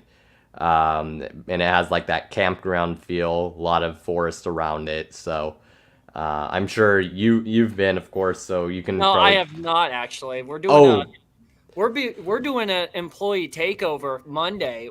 Like 15 of us are carpooling to Knoebels, and we're doing a Waldemar Rides Department takeover. nice. Well, that So should be right a lot of before fun. Florida. So Phoenix, I'm coming for you. That should be a lot of fun. But yeah, that's got to be Knobles. I will spin the wheel again, see what you can get here. J try Fascination. Oh, Drake, I'm gonna do that. That PA kid, I am absolutely doing Fascination. That is a guilty pleasure of me. So you got an interesting one here. You got Six Flags Ooh, Mexico. Mexico. Okay, I'm not going to put that towards the bottom, but I'll definitely put that on a more upper tier because I've heard great things about Six Flags Mexico. A lot of these reviews, I'm basing them out of the Canopy Coaster reviews because That's fair. I have they been, are so. so Mike's videos are so helpful. If I have to put an antidote here, even if it's just a park I'm never going to get to in the next couple years, I still want to just listen to it just for the heck of it, just to see how that park is. for And sure. I've heard some really good things about Mexico, from its theming to its robust coaster lineup to how differently it's run than the American counterparts. So I'm going to put Mexico at number 4, honestly. I It, think it does look that's like very good. it is definitely the premier amusement park in Mexico. No questions asked. And it's definitely up there in the upper tier Six Flags parks. For sure. I agree with the uh, theming, specifically in some of the cues. It's like very surprising. Medusa Steel and Superman Ultimo Scape is a absolutely excellent top two. And the other coasters, the lineup does kind of drop off from there. I do like Joker a decent bit, but after that, it is a lot of coasters you can find elsewhere. Hopefully, that can be helped out by their 2025 edition. But yeah, overall, I definitely, with where this has gone, 4 feels like pretty much perfect. So I think that was a good spot there. Now we're just getting a bunch of Knoebel stories here. I'll share them as we spin. We have, let's see, Phoenix is so good, which I prefer Phantom, finale wise. And then said person spent $70 on Fascination. Wow. All right. I got the other Nickelodeon universe. Oh, wow. So that's kind of perfect because while I've heard some frustrating things about it, I think having it underneath the Minnesota location feels about right. Theoretically better ride lineup, but comes at the cost of generally a lot more frustration. So I think that slides in pretty nicely, honestly. So Honestly, that is pretty good. I mean, like, don't get me wrong, TMNT Shellraiser and Sandy's Blasting Bronco, both of those rides look pretty interesting and rides I want to check out. It's just, I mean, it seems like an absolute headache to try to plan for that park is Yeah, my really buddy the Luke big missed out drawback. Sandy's and Shellraiser right after Christmas this past year. He was so upset. Yeah, that's just kind of how it is, unfortunately. I felt so bad for him. The amount of vulgar videos I heard from him about it. Oh gosh. But let's see. Yes, Six Flags Mexico. It is heavily rumored to be getting the canceled tilt coaster from Energylandia. I fully expect that it is what it will be, but we'll have to wait on official announcement there. But here is. I see this coming here. Let Palace by Nickelodeon Universe. See which manages better. Oh boy, Oh gosh. I don't know about that one. Drake and your crazy coaster opinions. I'm sorry. Oh, Ooh, Quasi. Okay. I have a good feeling where to put this. Probably let's put this at number 7 here. All right. I love a good small amusement park with plus ones. I know they got that Little Dipper, but Quasi feels like a park I would enjoy more than what it offers. Because I definitely get that with a lot of small parks I've been to, specifically ones like Sluggers and Putters comes to mind for me. And Wooden Wario just looks incredible. It looks like a fun gravity groove that's just easy in the marathon. And the whole park, from what I've seen, again, using Mike's review again, this feels like a park I would spend more hours than I need. Yeah, no, I think as you said, Wooden Warrior looks very fun, very rewritable. I know their water park, which my understanding is that's included with admission as well. They've been expanding that as well. I think they added a water coaster there recently as well. If you like would Yeah, want to that was consider actually the that. inspiration for Rocket Blast of Waldemar, apparently. Oh wow, so even more reason to appreciate it. But yeah, no, it definitely seems like a very solid park for sure. I am so afraid of this next two because you Yeah, have I 2 and know. 10, and I got 1 and 3. So this is like this could go really bad or really good. Yeah. Well, I got 3 and 10, which honestly, yeah, it's this is gonna be interesting. Oh, here we go. Come hell or high water. Here we go. And oh Santa Cruz no. Beach Boardwalk. This is gonna rip my heart out because I kind of want to put it at 3 because on it I love Santa Cruz Beach Boardwalk. Like I really do, and honestly, above these other parks, I don't think it's that much of a stretch. Like I really don't. Giant Dipper is like criminally underrated. Is like just an absolutely amazing classic wooden coaster. They themselves also have a great flat ride collection. Even a decent amount of dark rides as well. They have the best carousel I've ever been on. Coaster collection outside of Giant Dipper. I mean, they do have my all-time favorite kiddie coaster and Sea Serpent. That's an awesome E&F miler. Undertow it's what it is. But I just have it's. Do I put it at 10 or put it at 3? Ooh, this is Because a tough call. because There's also sentimental value. the Just chance for you. I do understand that like the chance of me getting something like actually good because of kind of how bad of luck we've had is pretty high. So that's like my only issue with it.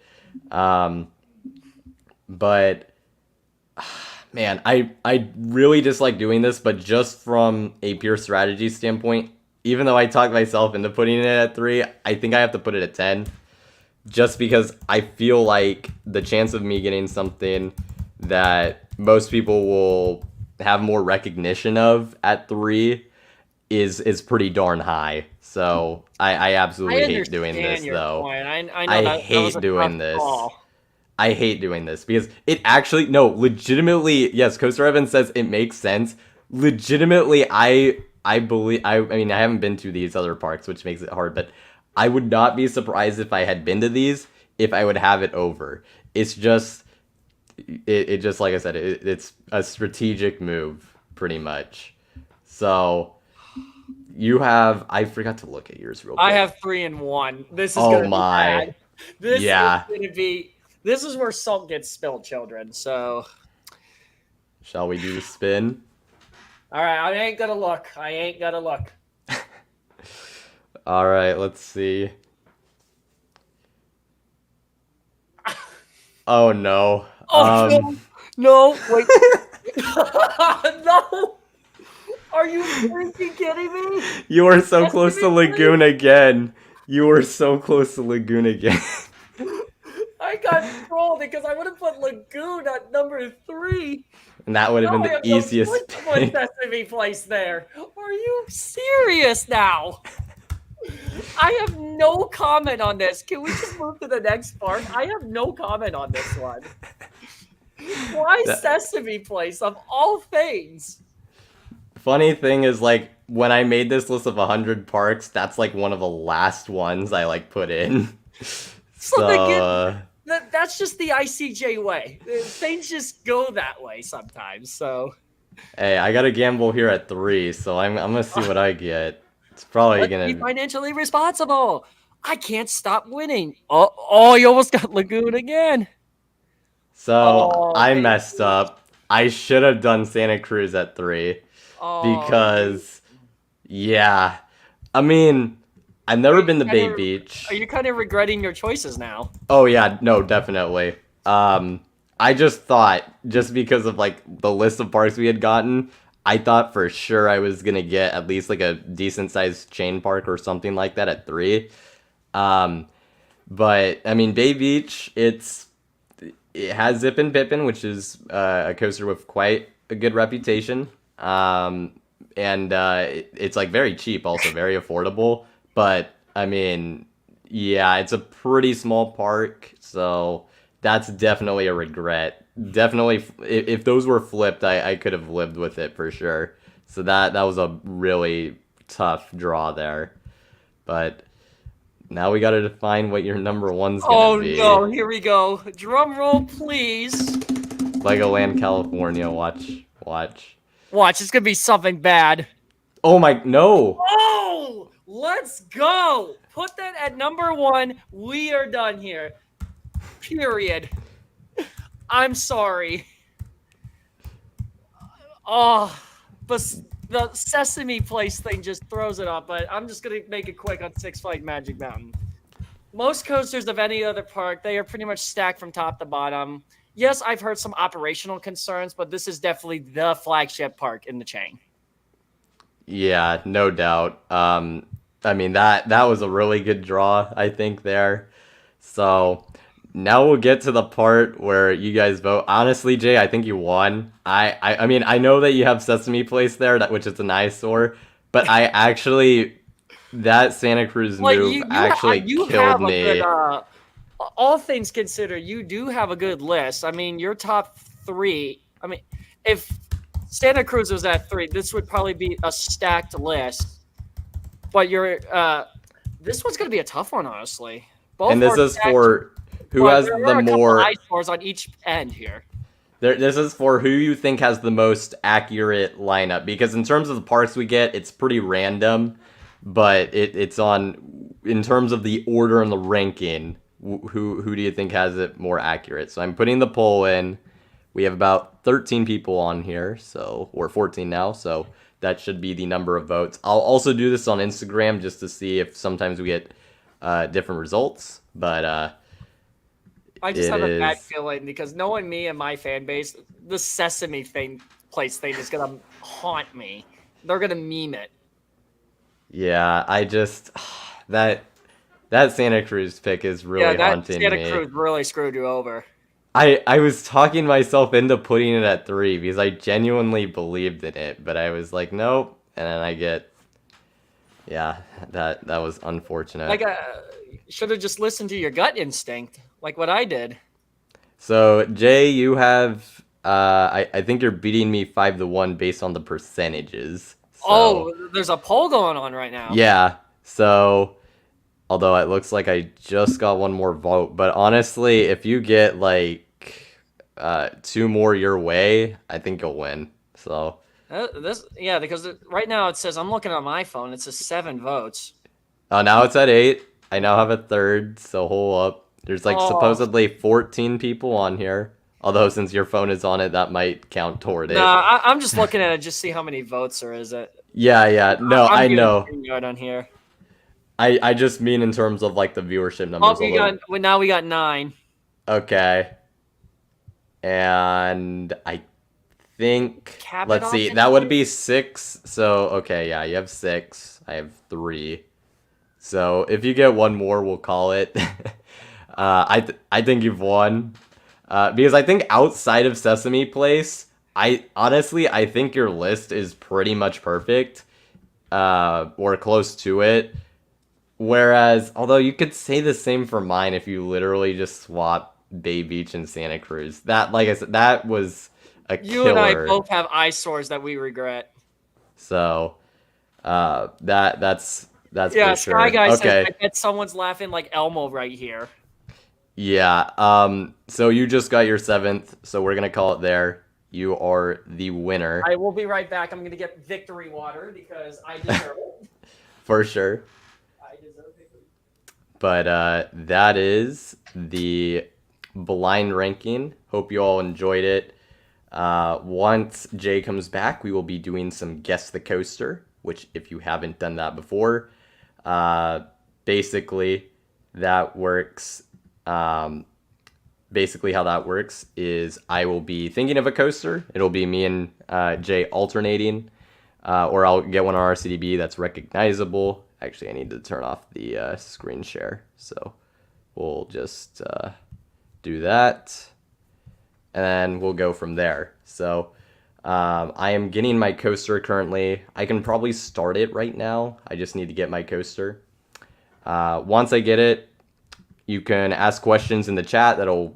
Those questions like, is it a blue coaster or is it in the US, stuff like that. And that'll help get you closer to finding out what the coaster is. So those of you who have done it before, you know what the deal is. And those of you who haven't will probably pretty quickly catch on. So that's going to be how that works. I am still waiting on getting my coaster though, because it's taking a little bit. All right. All right. We got our victory water. Alrighty. And then we're about to do... Fans, we are officially back. So I'm about to start Guess the Coaster. I'm still getting my coaster because it has not... I'm trying to do it off RCDB and get a recognizable one, and I have not. Rather than that, I'm getting defunct kitty coaster in Poland, so that's not really going to work, is it? Yeah, that's not going to work. I do have my first coaster, so those of you in chat can guess away. I think this one will be a little tricky, but we'll see how you all do. And for you, Jay, you can ask questions in the chat or even just ask them aloud. But if you have an answer, please put it in the private chat just because we have like a 5-second, I think, advantage. So Okay. 5 to 10 second. So yeah. Is this coaster in the US? It is. So we do have a US coaster. It is not Zip at Oaks Park, but we do have a roller coaster in the US. It is not Bisbee's Spiral Airship. I can confirm that this coaster is not a meme of the channel. Not one of those like sort of meme coasters for the channel. East of the Mississippi River, it is not. So it would be west of the Mississippi. I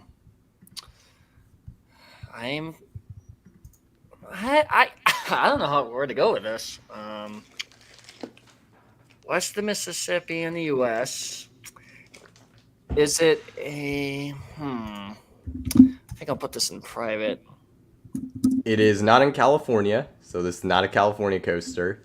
It's not in a southern state either, so it's not in Texas.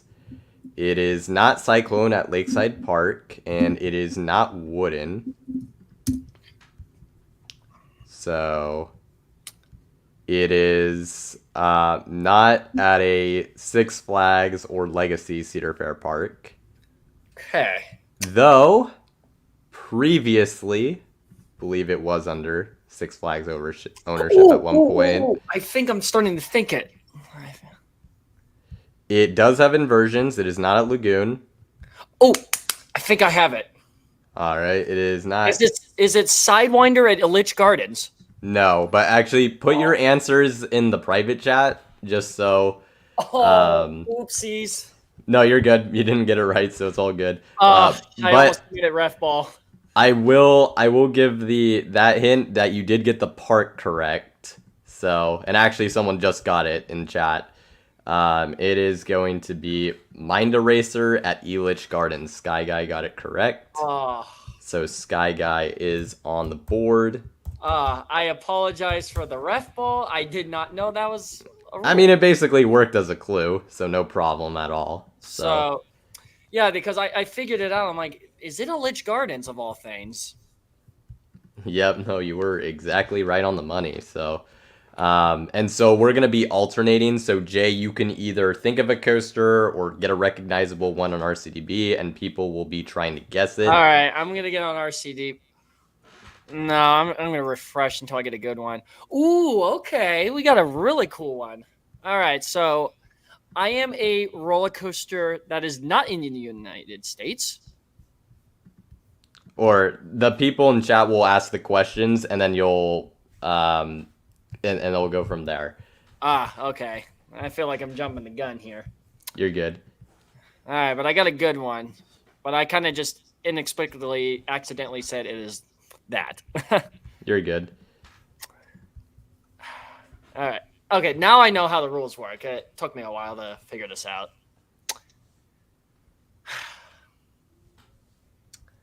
No, it is not UK, Europe, or Japan. It is not Africa.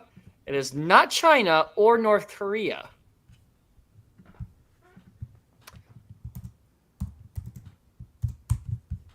Ooh. And I'll ask clue questions in regular chat, but I will not try to guess the answer. So, your questions are not. Your clues are not. okay. They are not included. So yeah, those are not from those. Sky Guy got it right. It was Bullet as Selva Magica. Yep. What on earth? What? How did he get that? What? What?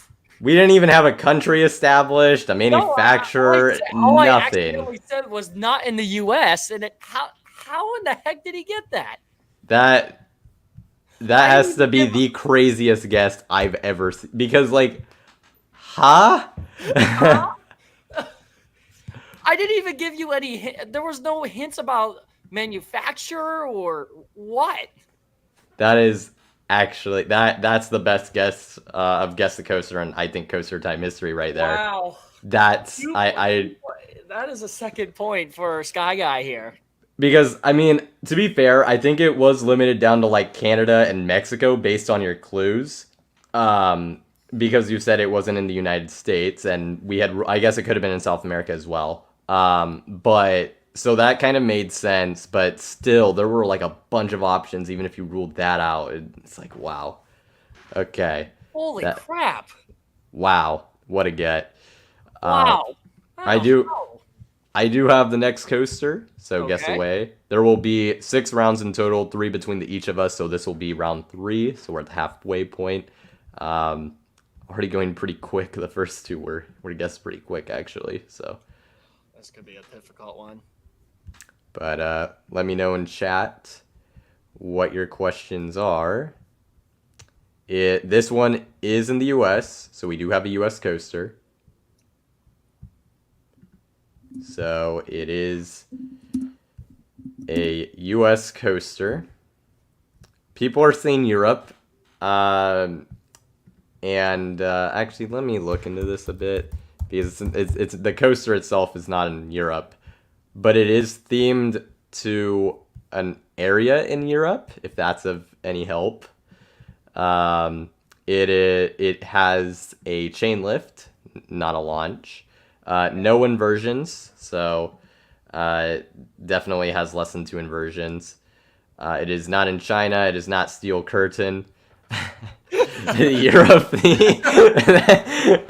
is not iron curtain themed in terms of the Europe reference. It is not east of the Mississippi River. The coaster itself is not over 100 feet tall. It is not Ohio. In Ohio, it's not Pantheon, it's not Apollo, it's not Alpengeist, it is not Verbolten, it's not Dark Coaster, it's not Big Bad Wolf. Like naming all the Busch Gardens coasters. Yeah, all the BG. It is not at Busch Gardens Williamsburg. So that run is not going to be helpful, but it is in California. So this is a roller coaster in California. My buddy Jake's gonna Apollo's Chariot. No. Sorry, buddy, you tried. It is not roller coaster at Idlewild.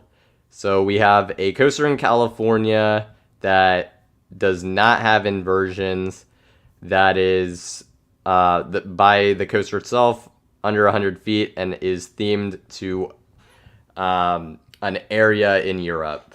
So, which once someone gets it, it'll probably be kind of obvious. But until then, it is not Primordial. It's not Cannibal. It is not I'm going for. Twister. I sent you on private. I did see it is not. It's not Quicksilver Express. Oh, okay. It's not X2. It's not Flight of the Hippogriff. Oh, okay.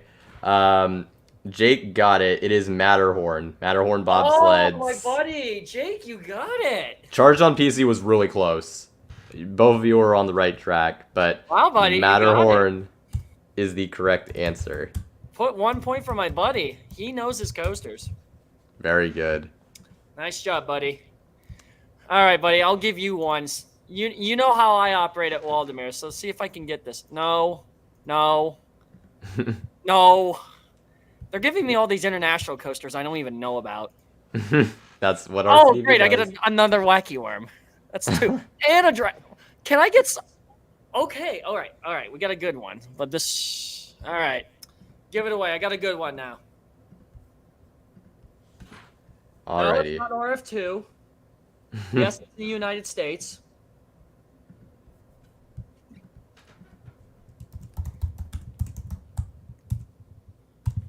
All right. Yes, it's USA.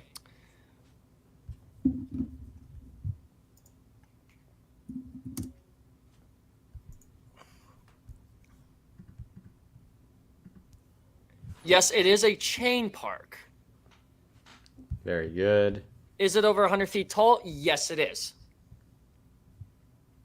No, it is not Skyrocket. It is not Wildfire. Someone was asking if it was from Hershend. No, it is not Hershend. Or Six Flags Legacy. Is it orange? No. Someone was asking if it was at a Legacy Six Flags park earlier. No. Okay. All right, Michael got it. It is Diamondback in Kings Island. What? Literally, like, what is happening? What is happening? Like, these are the most random guesses that are based on nothing. That, like, I mean, okay, it's over 100 feet at a chain park. They're in the U.S. That's probably. The lightning lout was close with Orion, so that kind of gave it away a little bit. But yes, it is Diamondback. This is like the most random. This is literally like the most random. Like, okay, just shoot out answers and people are getting it. It's crazy. Has it been like this before for Guess the Coaster? Occasionally we get one where it's like there's some clues, but it's still like there's still a decent more to go and people get it. But these ones are just so. I mean, Cedar Fair coaster is over 100 feet tall. There's a lot that it could be. Consider. And just Diamondback happened to be the guess. Heck, you could also see United Parks had not been deconfirmed yet, or SeaWorld either, so you could lump that in too. But that's crazy.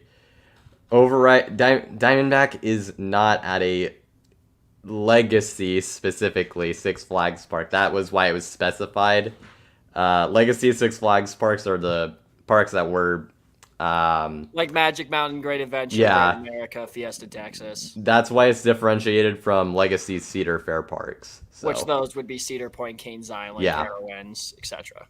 It's like I don't think people use the term, but like the Paramount parks that people still refer to them as that. It's like the same logic. It's like Cedar Point doesn't count, but like Kings Island, CGA. Yeah, because the lightning lot says which one Kings Island, Frontier City, but it kind of just gave it away. Diamondback at Frontier City isn't even 100 feet tall, so that really narrowed it down. So I think people kind of. Oh, he was talking about Diamondback at Frontiers. I mean, yeah, I guess he just threw out Diamondback, but I don't think he meant the Frontier City one. No, I think the clue was it is at a Legacy park over 100 feet tall. So I think that's why it was given out like that.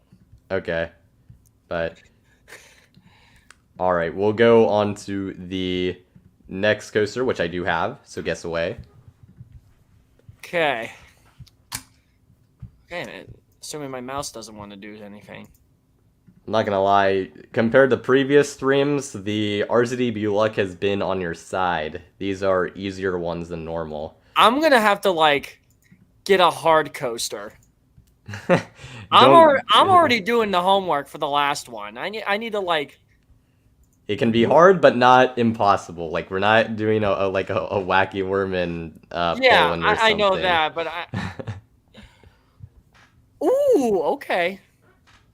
Let's see. I will only do yes or no questions, so I'm not gonna answer the color of the track. But it is not in Africa. It is not over 200. Yeah, it's not over 200 feet. It is not. It is not blue. It is in the U.S. It's not Zips at Oaks. Nope. What's the meme on that? It's just a random coaster that's been brought. It was this crazy wooden coaster at Oaks Amusement Park like back in the 1920s. You can like look it up. It actually was insane. It is not yellow.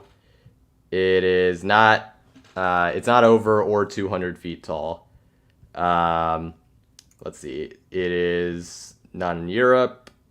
I think I already addressed it's in the U.S., so it is a U.S. coaster. It is not. Yeah, so that takes care of geography. Sky Guy. It is not possessed. It is not on the East Coast, but it is from a European manufacturer. Not Blue Streak, not Steel Venom. It does have inversions. It is not east of the Mississippi River, so we're once again west of the Mississippi River, which weirdly enough we've been for all three of these. It is not in Florida, not in Ohio.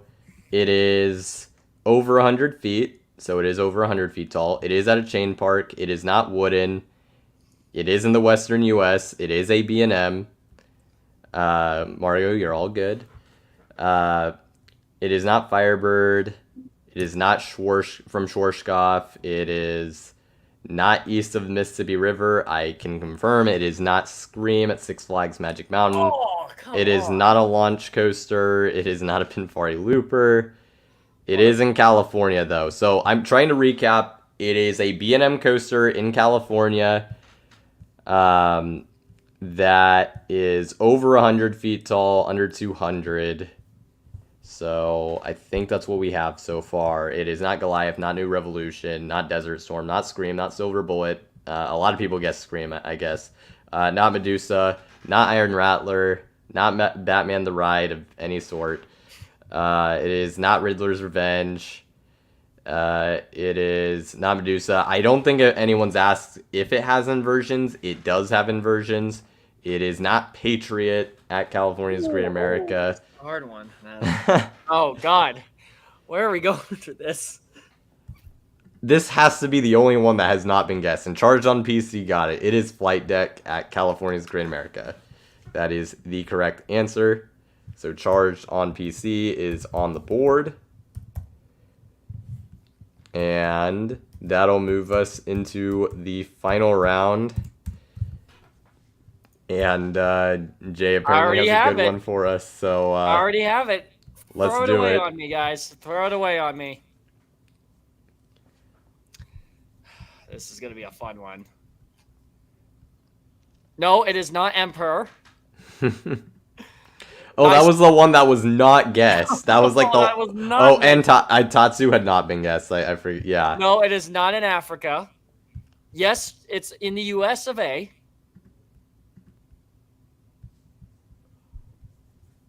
Off the track,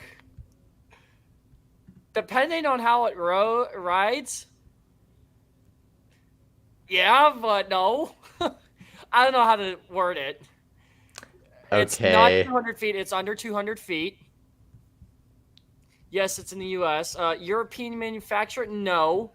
It does not have inversions. It is east of the Mississippi River. So you've been west. I've been east. You know, I actually think I might know this, but we'll see. It is not Sky Rush. It is not Flying Turns. It is wood. Yes, this is wood. I think I have an idea. This is not. Oh God, he got it. The lightning. It's Blue Streak at Conneaut Lake Park. I was about to put that in private chat. I had it typed up. That's exactly what I thought it was. Yes, unfortunately, rest in peace to the greatest, sketchiest roller coaster I've ridden in Blue Streak. As soon as you gave the description of the way it runs, I'm like, I was so hesitant to word it because I'm like, someone's gonna crack because I know my bread fans. Someone's gonna say it. Yep, but that was a good one, just in terms of doing it. Yeah, so, may it rest in peace. Even though that thing was sketchy and ready to fall apart, that thing was a horrific legend in the coaster community before it closed. Todd Joseph, yeah, why did you burn that thing? I cussed you at your exit earlier today. Thank you very much. But that just goes in the lore. So, with that being said, our Guess the Coaster winner, and a very competitive battle, because Sky Guy was the only one who got 2 points. So they are the winner. And with that being said, we will move on to... Yeah, I am still blown away by that bullet guess. No, that was actually insane. That, and then the Diamondback one too was also honestly one of the better ones we've had. It was overshadowed by the really out of nowhere bullet at Selva Magica. You can make an argument for Blue Streak too, because everybody says Cedar Point, but no one talks about Conneaut unless people know my channel, because I think the clue kind of gave it. You moved to my live stream, so I knew you cracked a little bit. I just had to ask the wooden clue just to confirm. That was basically necessarily that gave it away. It was the way I described it. I was saying I already kind of knew, but I wanted to like 100% make sure. So I'm like, how did it ride? You nearly died. So, yeah, that was our Guess the Coaster game. We're going to move on to our next segment. This is Roller Coaster Roulette. This also deals with a random wheel, but different segment. So basically what this is me and Jay are going to have a little over 60 North American parks to basically go through, or not like actually go through. We're just doing 10 parks in total, 5 each. But we're going to basically pick our choice for the next coaster model or concept that the 10 North American parks that we randomly get should add. It'll be 5 for each of us. We'll kind of explain our thinking behind our pick. And we can do a little research. Also, you as the chat, if you've been to these parks, maybe want to give some thoughts as to what could potentially fit, or other bits of information, you can also provide that as well as we're doing this exercise. But we'll be deciding what we would like to add to these in total 10 parks that we get. So I'm going to get the roulette board on here, and that should pretty much be that there. So we're going to go with that. Here is our wheel again. Oh, well, the wheel of destiny. Okay, to be fair, we're not competing against each other this time. It's just this one is truly for fun. This is the funsies, because my buddy, that PA kid, said Morgan comes out of the dead and pulls Phantom's Revenge on Steel Curtain. Okay, now we're already seeing some weird comments. 697-foot intimate Exa coaster that pulls 69 Gs. Yeah, you'd be dead. If you want to go for realistic or just like sort of endless bounds and dreams, you can go with that.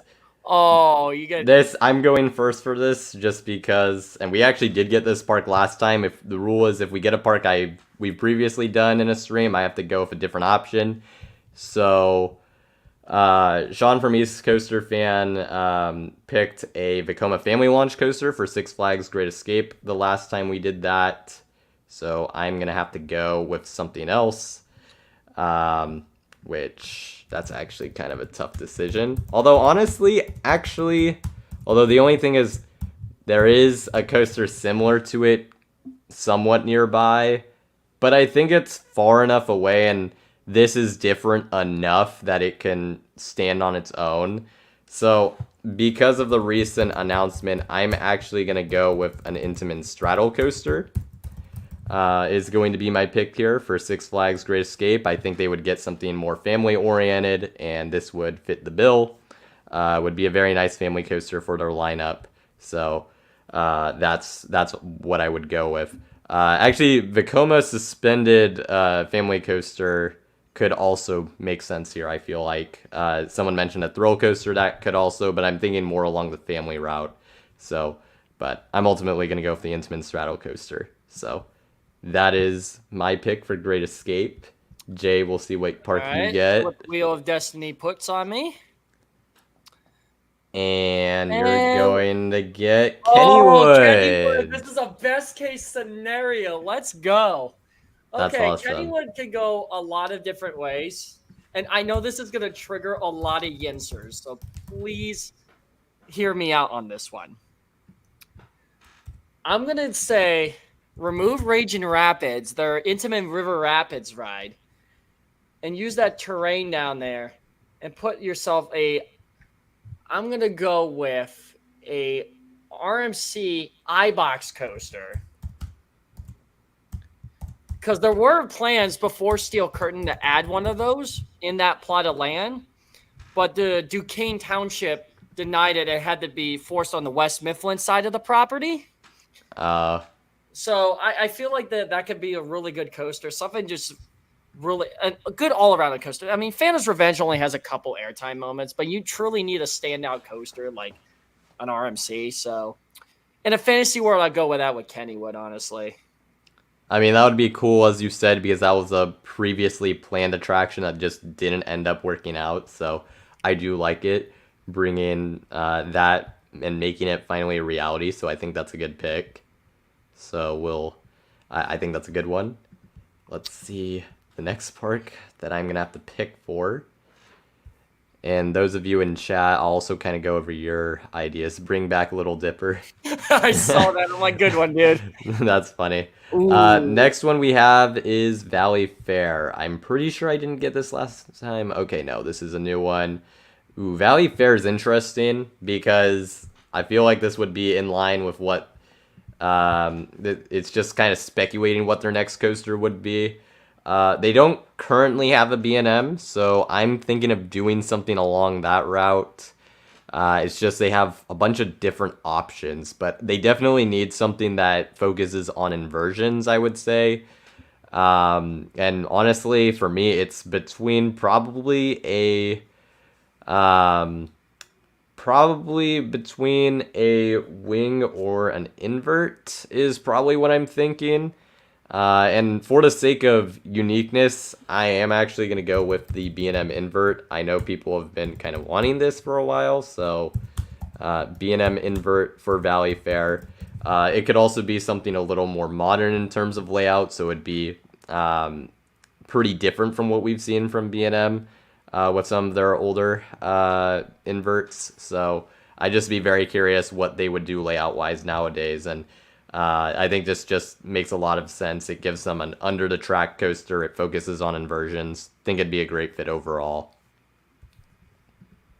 So yeah, that's Valley Fair. Let's see what people in chat got. What do we get now? Switchback wooden coaster.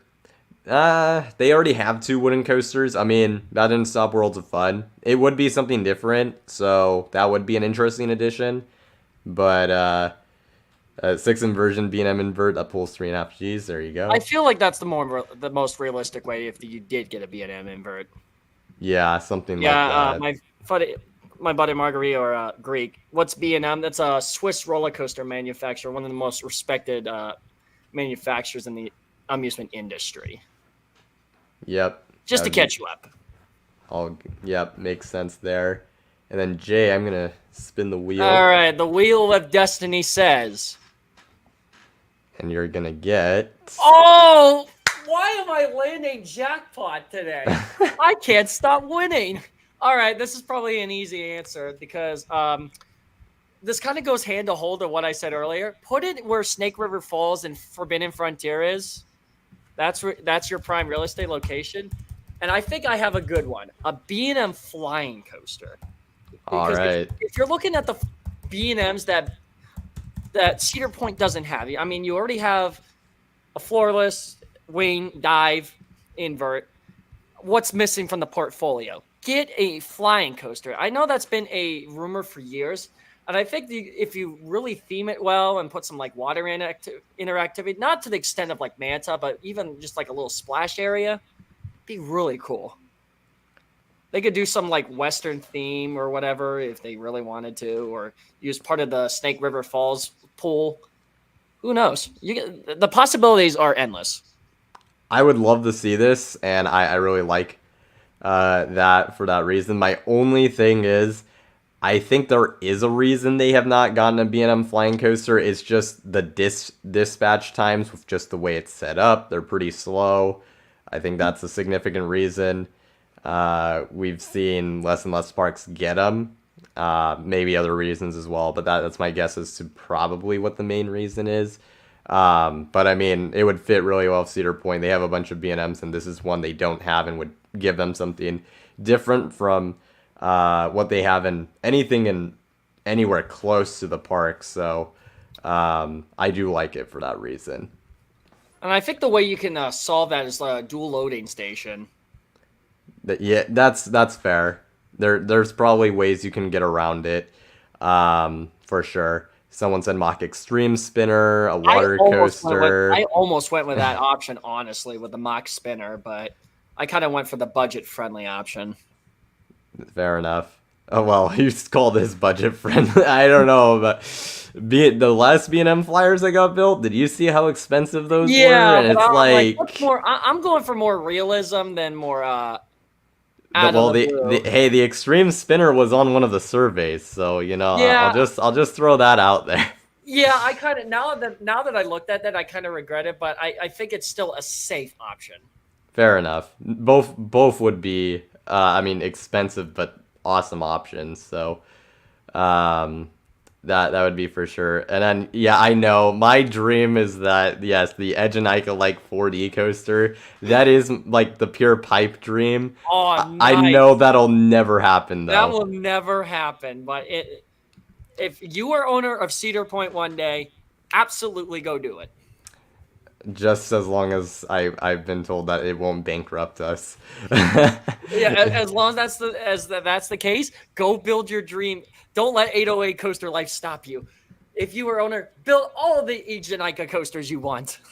Well, to be fair, Jace is encouraging me in this case. So, yeah, even a Vekoma 40, I don't even know what that would look like. I have no idea. They haven't even tried, so I don't know. Alrighty, that was a good choice. A lot of options really there. And then we'll go with the next park, see what I'm going to have to choose between. Is this Florida or Hollywood? It's Hollywood again. Oh, okay, you see, the funny thing is, the last time, this is actually perfect. It's a lame pick because it's the obvious pick.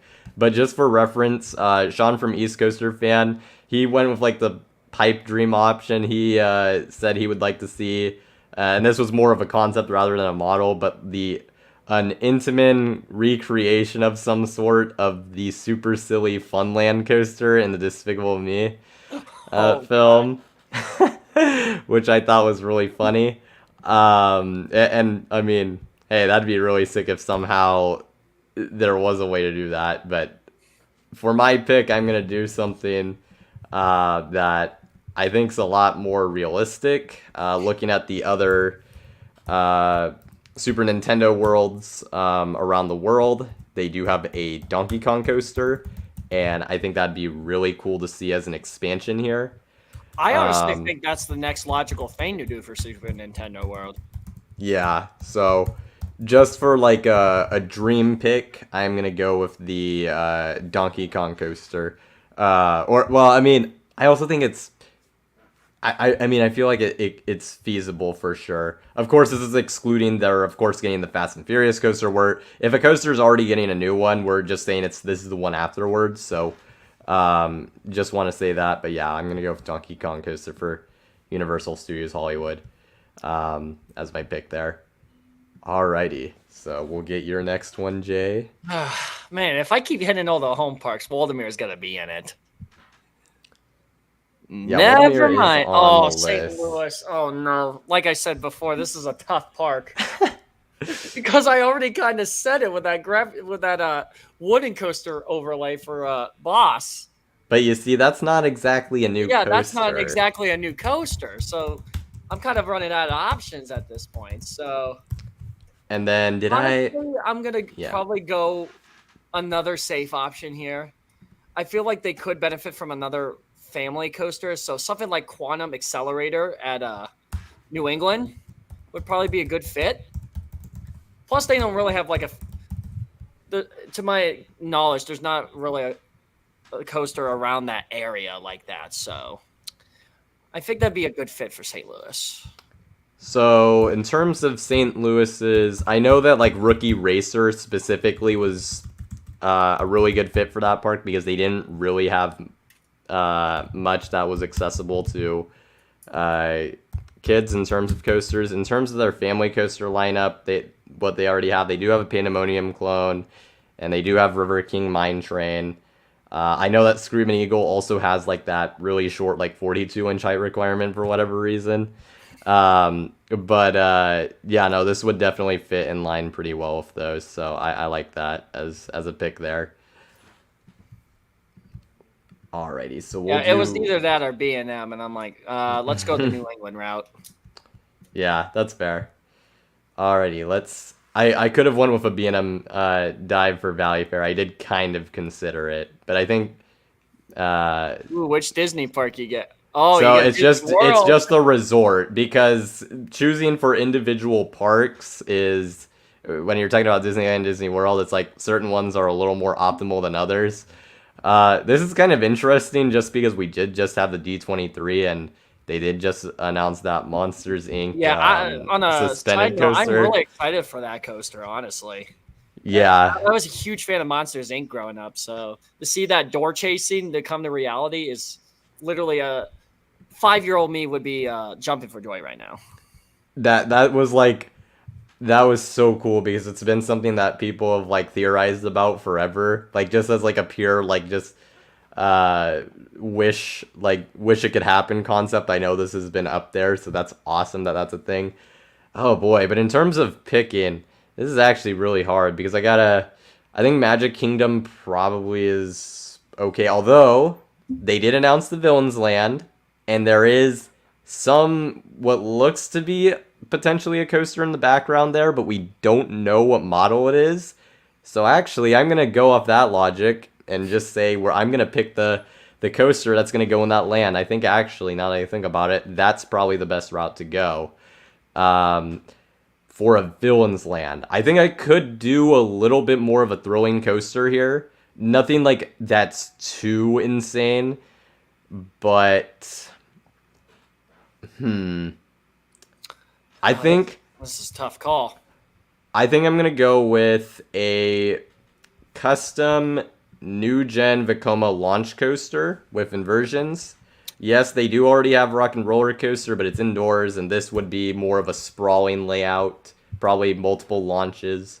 Probably only a few inversions. Might be more focused on airtime and interacting with the scenery.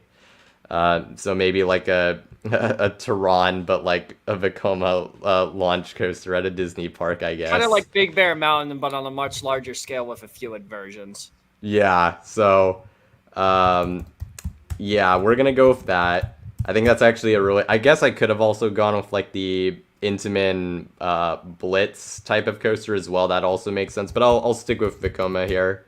Yeah, considering the relationship Disney has, I think it's just safer to go with Vekoma. Yeah. Custom Vekoma launch thrill coaster is what we'll put. So I Yeah, think my that older would be a lot of sister has fun. been on Tron, and she says it's a really incredible ride. So Yeah, for sure. So I don't know when I'll get to Disney because when I go to Florida, I'm hitting the other parks that are not Disney and Universal. So I'll have to comment on that down the road. yep, same here because I went to the area and just I didn't have enough days to do the Disney World Resort, but I'll definitely get to it at some point. Very excited to do so when that comes around. But we'll get to your park next. All right, the Wheel of Destiny. Give me something good. Every time I say that, I get something good. Oh, Ooh, Dollywood. either of these are good, but Okay, yeah, all of these are good options because I know Dollywood was sending out the survey. the survey as well.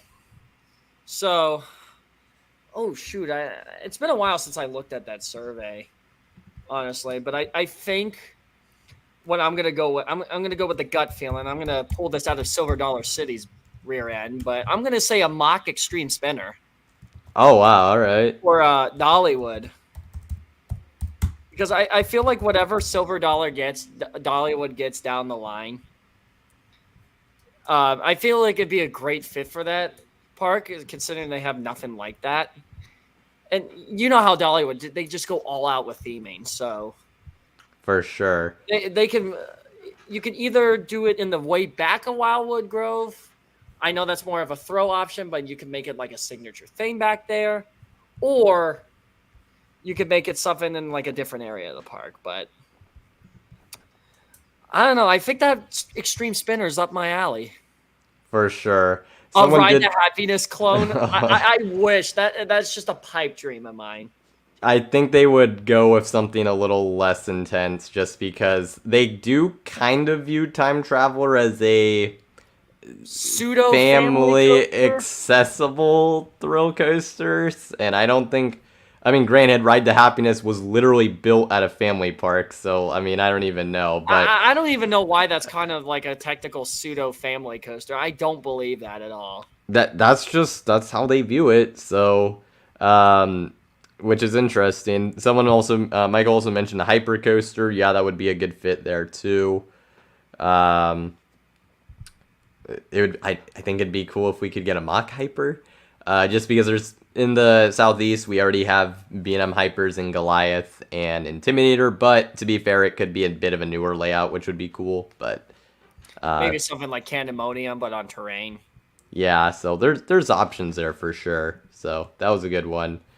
You're getting all the really fun ones, it feels like, but I've gotten some too. The Magic Kingdom What, one was number fun. 4 now? Yeah, this will be. I think we have 3 left in total, in terms of doing, and then I get Hershey you got a Park good next. one. That was like the one that it almost hit, along with Canada's Wonderland for you. So Hershey Park, this is gonna be interesting. Because what do you do after Wildcats Revenge? So, there's only 2 of these left. So this is my last one, and then Jay, you have one more.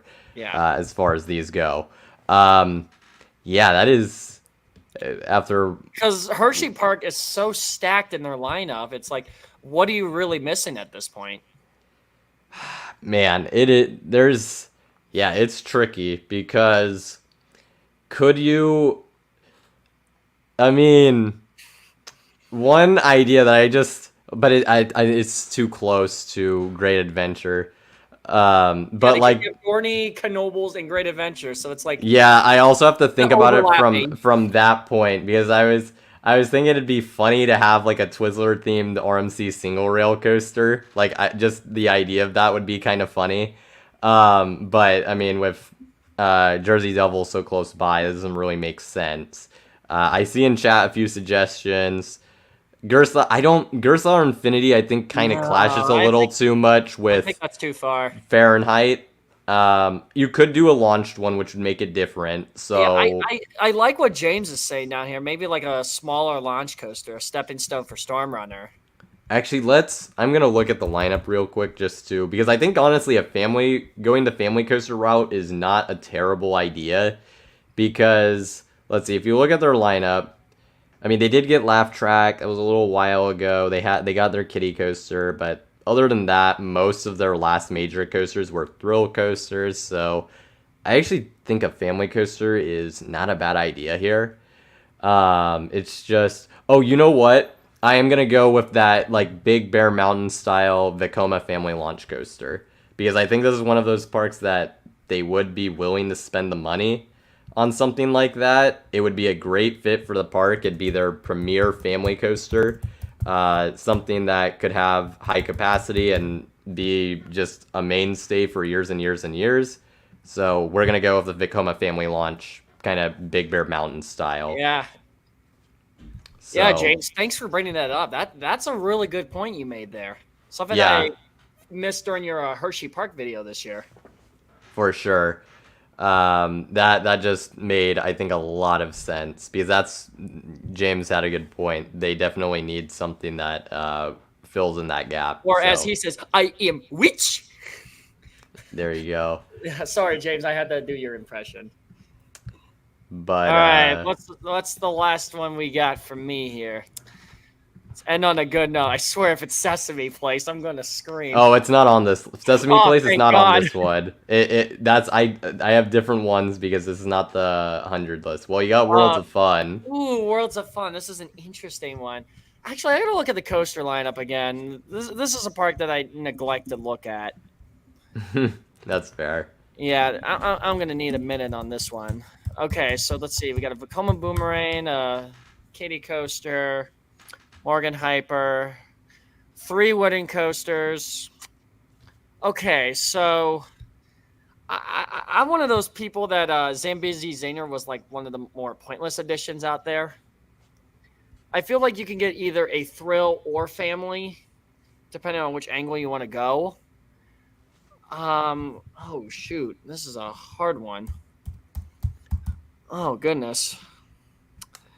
Honestly, I'll probably go with like I feel like they'd be a good indicator for something like a B&M dive, something like Iron Menace. Okay. I'm trying to think if there's anything that close by. I don't think so. I think No, it's I pretty don't think far so. from everything that would have a be in it. Yeah, no, it's pretty darn far, I think. So yeah, that's a good choice there. I feel like that because if you're looking at the smaller Cedar Fair parks adding additions like this, I feel like after Dorney, Worlds of Fun is overdue for one. But also, like you said with your pick, Valley Fair would have been a good argument for that too. I think the only thing, even though it is really far away, like as far as closest major park, Six Flags Great America is one of the closer ones, I think, to the Minneapolis area, even though it's like really far, so it wouldn't matter. And heck, you could even argue the B&M invert thing. You could also argue, but I think the one that Valley Fair would be so different. But a B&M dive here at Worlds of Fun would I think that'd be definitely a nice ride to have. Especially because they don't even have anything with a steep drop there. So, like... No, this would fill a lot of that. You can make it a beyond vertical drop, put like 3 to 5 inversions on it. It'd be a good layout. Yep. And even, they don't, like... Their only coasters that have inversions are a Vekoma Boomerang and Patriot. That's it. So, yeah, no, definitely would be a very welcome addition. So... I don't know why I was so hesitant about that. Maybe something like Alpine Fury. Yeah, like that'd be pretty sick. In a pipe dream, yes. Oh, here's a good one at Frontier Coasters. This is just funny for sports ball reasons. Chiefs themed launch coaster. Yep. No, we don't need anything more with Patrick Mahomes. No. Yeah, and the family the Hunt family, I think, started the park, if I'm correct, but they are not really involved with it anymore, so probably would not happen. No. But I'm already haunted by the Chiefs as is, as a Browns fan. They do love rooting and betting on their Chiefs, so we'll say that. Something like Velocicoaster for Worlds of Fun. I mean, maybe from a layout standpoint, obviously not the theme. Yeah, 808 said call it Soaring Chiefs. No.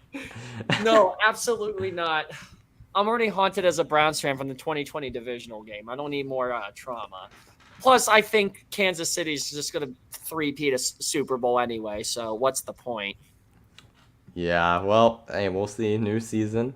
Well, maybe things will change. Yeah, I don't know. I can't say that with your Falcons, but drafting. I mean, I don't think we're gonna win a Super Bowl, but I think we're gonna be a fun team and make the playoffs. I agree, but at this point, we kind of have to live with it. And the moves we made recently won't go into it too much. I really like the 2 new players we acquired this week. So yeah, and I have no sympathy for Watson. He is already experiencing discomfort and may not play in the preseason game this Saturday. So it's like, all right, another 6-win season for us. That's status quo at this point. We'll see. But Well, yeah, 808. Yeah, they made me get into sports ball. I didn't want to do that. you're good. Ugh. That'll do it for our roller coaster roulette. Hope you all enjoyed. And that'll lead us into our final part of the stream, which is final Q&A. So any last questions, any last buy or sells you have, now would be the time. If it's okay with you, I think I'll take questions up till, let's see, you're 3 hours ahead, correct? Yeah, it's 10:30 Erie time. All right, so we'll take questions till 10:40. Is that okay with you? 10:40, 10:45. We'll take it there. All right, yeah. So we'll do. You submit your questions by 40. We'll answer them. We'll go from there, pretty much. Yeah, it's not super late over here, but Yeah. usually I wind down around 11 since work gets to me. Let's see, we got a good one here. What do you think is going to be the next big coaster for Carowinds? That's a good question. That's a good question, man, because this is another park with a really good lineup. Give everyone a B&M dive. I want to say that for Carowinds. If you want to look in the short term, I'm going to kind of do another safe option here. If it was me, I would turn Vortex into a floorless coaster. All right. Okay. I know that's technically not new, but at least the next move they can do. I don't know what you think, but I'm going the safe option here. I mean, it's the I would love for them to RMC Hurler, but I actually think of all the parks that like people throw around, like, oh, give them a big GCI. Like, I know people have thrown Cedar Point out there for reasons I think that doesn't necessarily make a ton of sense. Carowinds, this is a park where I do like the idea of adding a new modern GCI wooden coaster. Whether you take out Hurler or not, or find some other space for it, whatever it may be. I would love to see that at Carowinds. I think it'd be a really nice fit to have for that park. Let's see, Frontier says, buy or sell, Marineland will undergo a major rebrand. They just got new ownership. They're kind of easing into this year. No ride operations. I think that had to do with just kind of how the process went, but it'll hopefully be coming back in the future. In terms of rebrand, do I think they could be renamed as something else? I certainly think it's possible, and I think long term they would be wise to move away from the whole animal aspect of their park. I don't know if they can relocate the animals or what. Questionable things about how they take care of their animals. Yeah, so in terms of just distancing themselves from that, but probably more of a long-term thing, I think that's certainly on the table, so I will buy it for that reason. Yeah, I'm going to buy it too. I'm rather optimistic, even though Marineland is, despite how big that, like, you have a lot of potential in that. And going back to what I said about sustainable tourism, you literally have one of the top tourism destinations in the world, one of the 7 wonders. You can do a lot of it. Are they going to go that way? No, that's an absolute pipe dream. But if at least do something thoughtful to that property, I would be okay with it. So that's why I would buy it. Yeah, it's a place that I feel like if they can sort of sort out the tough situations right now, like I said, new ownership kind of easing their way in right now, that I think there is light at the end of the tunnel and really an opportunity for the park to be a big like bucket list place that people visit when they also go for Niagara Falls. So it's in a absolutely perfect location. You're in a perfect location. Yeah. Okay, so Greek and 808, they're asking the Waldemar questions. I can answer both here. Okay. One says one new ride and the other says coaster. So I'll kind of just jump into that. Now, technically, I know what they're getting, but I'm not allowed to discuss this here. But I will do some little speculations on this one. I feel like these questions were more towards me. So in terms of new rides, I feel like if you had to choose one flat ride and one coaster, which these questions do both address here separately. I feel like the one new ride they do need to get is a Zamperla Windstars, because I just recently tried out the one at Seabreeze last month, and I was really impressed with that ride. And I think that's a perfect family ride. And knowing how that demographic of the park is and their relationship with Zamperla, I feel like that would be a great thing for them to add that. There's a lot of interactivity, and apparently, from what I heard, our late owner Paul Nelson did try that at IAPA several years ago, and he was a huge fan of that ride. It's just a shame that we never got to add it yet, but I felt like that was one of his leftover designs that he really wanted to add before passing away. So I feel like that's next in the pipeline. In terms of new coaster, again, I wish I can tell you guys right now, but I can't. But I feel like I have an idea what they should get. Now, I've heard clues from people of like, yeah, you can outdo Steel Dragon. Obviously, they want a bigger steel coaster. Obviously, my pipe dream is an RMC Raptor, but I feel like that's not going to be the status quo. My supervisor tried to shut me down on that, and he's like, yeah, we would probably have to switch trainings. And I'm like, okay. Yeah, my supervisor just sometimes doesn't like my wild predictions because I can be off the wall a little bit. No, he thinks I'm a nut job sometimes. No, I promise you I'm a good worker. Shout out to Matt. I'm a good worker. I just have a lot of ideas. But realistically, I feel like they can get like a family launch coaster or something from Vekoma. Either something like Big Bear Mountain or Good Gravy. Honestly.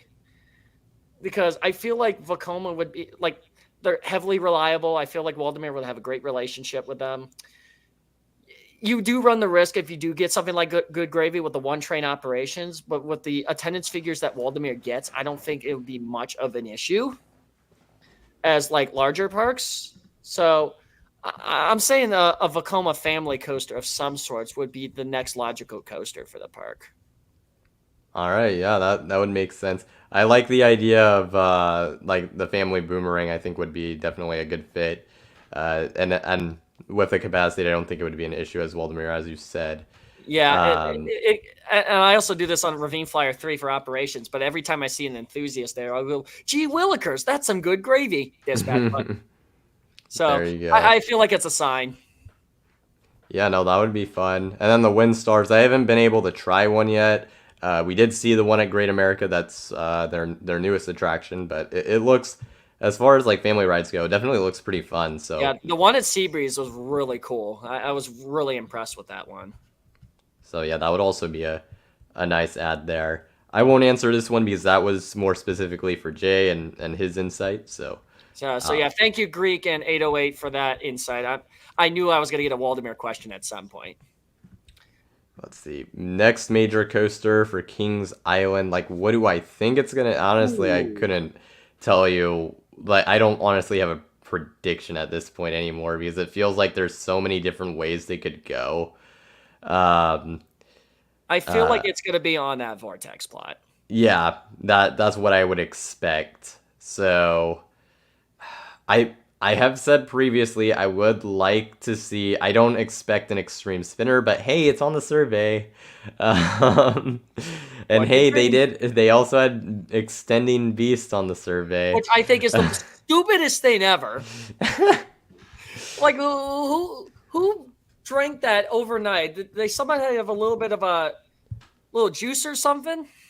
I ain't gonna lie, there's a part of me that kind of thinks that's kind of sick, but on the other hand, I'm like... That's just like Son of Beast 3000 right there. But it'd probably be Gravity Group, so I think that would end up actually working out okay. And I assume that portion would probably be like the new beginning of the layout, and then like the other part is like the middle and end. So it would be fascinating if they went that route, but... assuming they don't, because that's just kind of crazy. I'll go with like a standard mock launch coaster, not a mock extreme spinner. I just feel like it would fill a lot of things. It'd give them a new, nice, modern launch coaster that's outdoors. And they don't really have a coaster that has ejector airtime. I know that doesn't really matter so much, but I think a mock launch coaster could provide some of that, so I would go with a mock launch. I always like said Copperhead something like Copperhead Strike would work perfectly in that plot. exactly. So I think that'd be a good fit there. Do you have any other ideas? No, that was the one that I was always tossing around about, was that mock double launch. Yeah, no, that for sure would be a good fit. So it is hit 40. So at this point, we'll just answer the questions that have already come in, but not taking any more that come in afterwards. Um, let's see. Are you going? Am I going to the Fresno State football? I probably will find myself at some home Fresno State games this year. I just need to do a better job at communicating with my friends when we can actually go to a game because that was a little bit tough last year. And what chance do they have at Michigan next week? Michigan has a lot of shaking up going on. So, like, 5% chance, probably being generous. I think they can make it competitive. I wouldn't be stunned because, like, our team's been, like, pretty sneaky good, but I mean, they are facing against Michigan, and even though they've had a lot of changes, it's still a very good Big Ten team. So it's like that's going to be pretty tricky. I have no comment. Edinburgh sucked, and now that I graduated, I have nothing to do with them. So I am not going to comment from my alma mater. There you go. Let's see. Really good lineup. Oh, for Carowinds.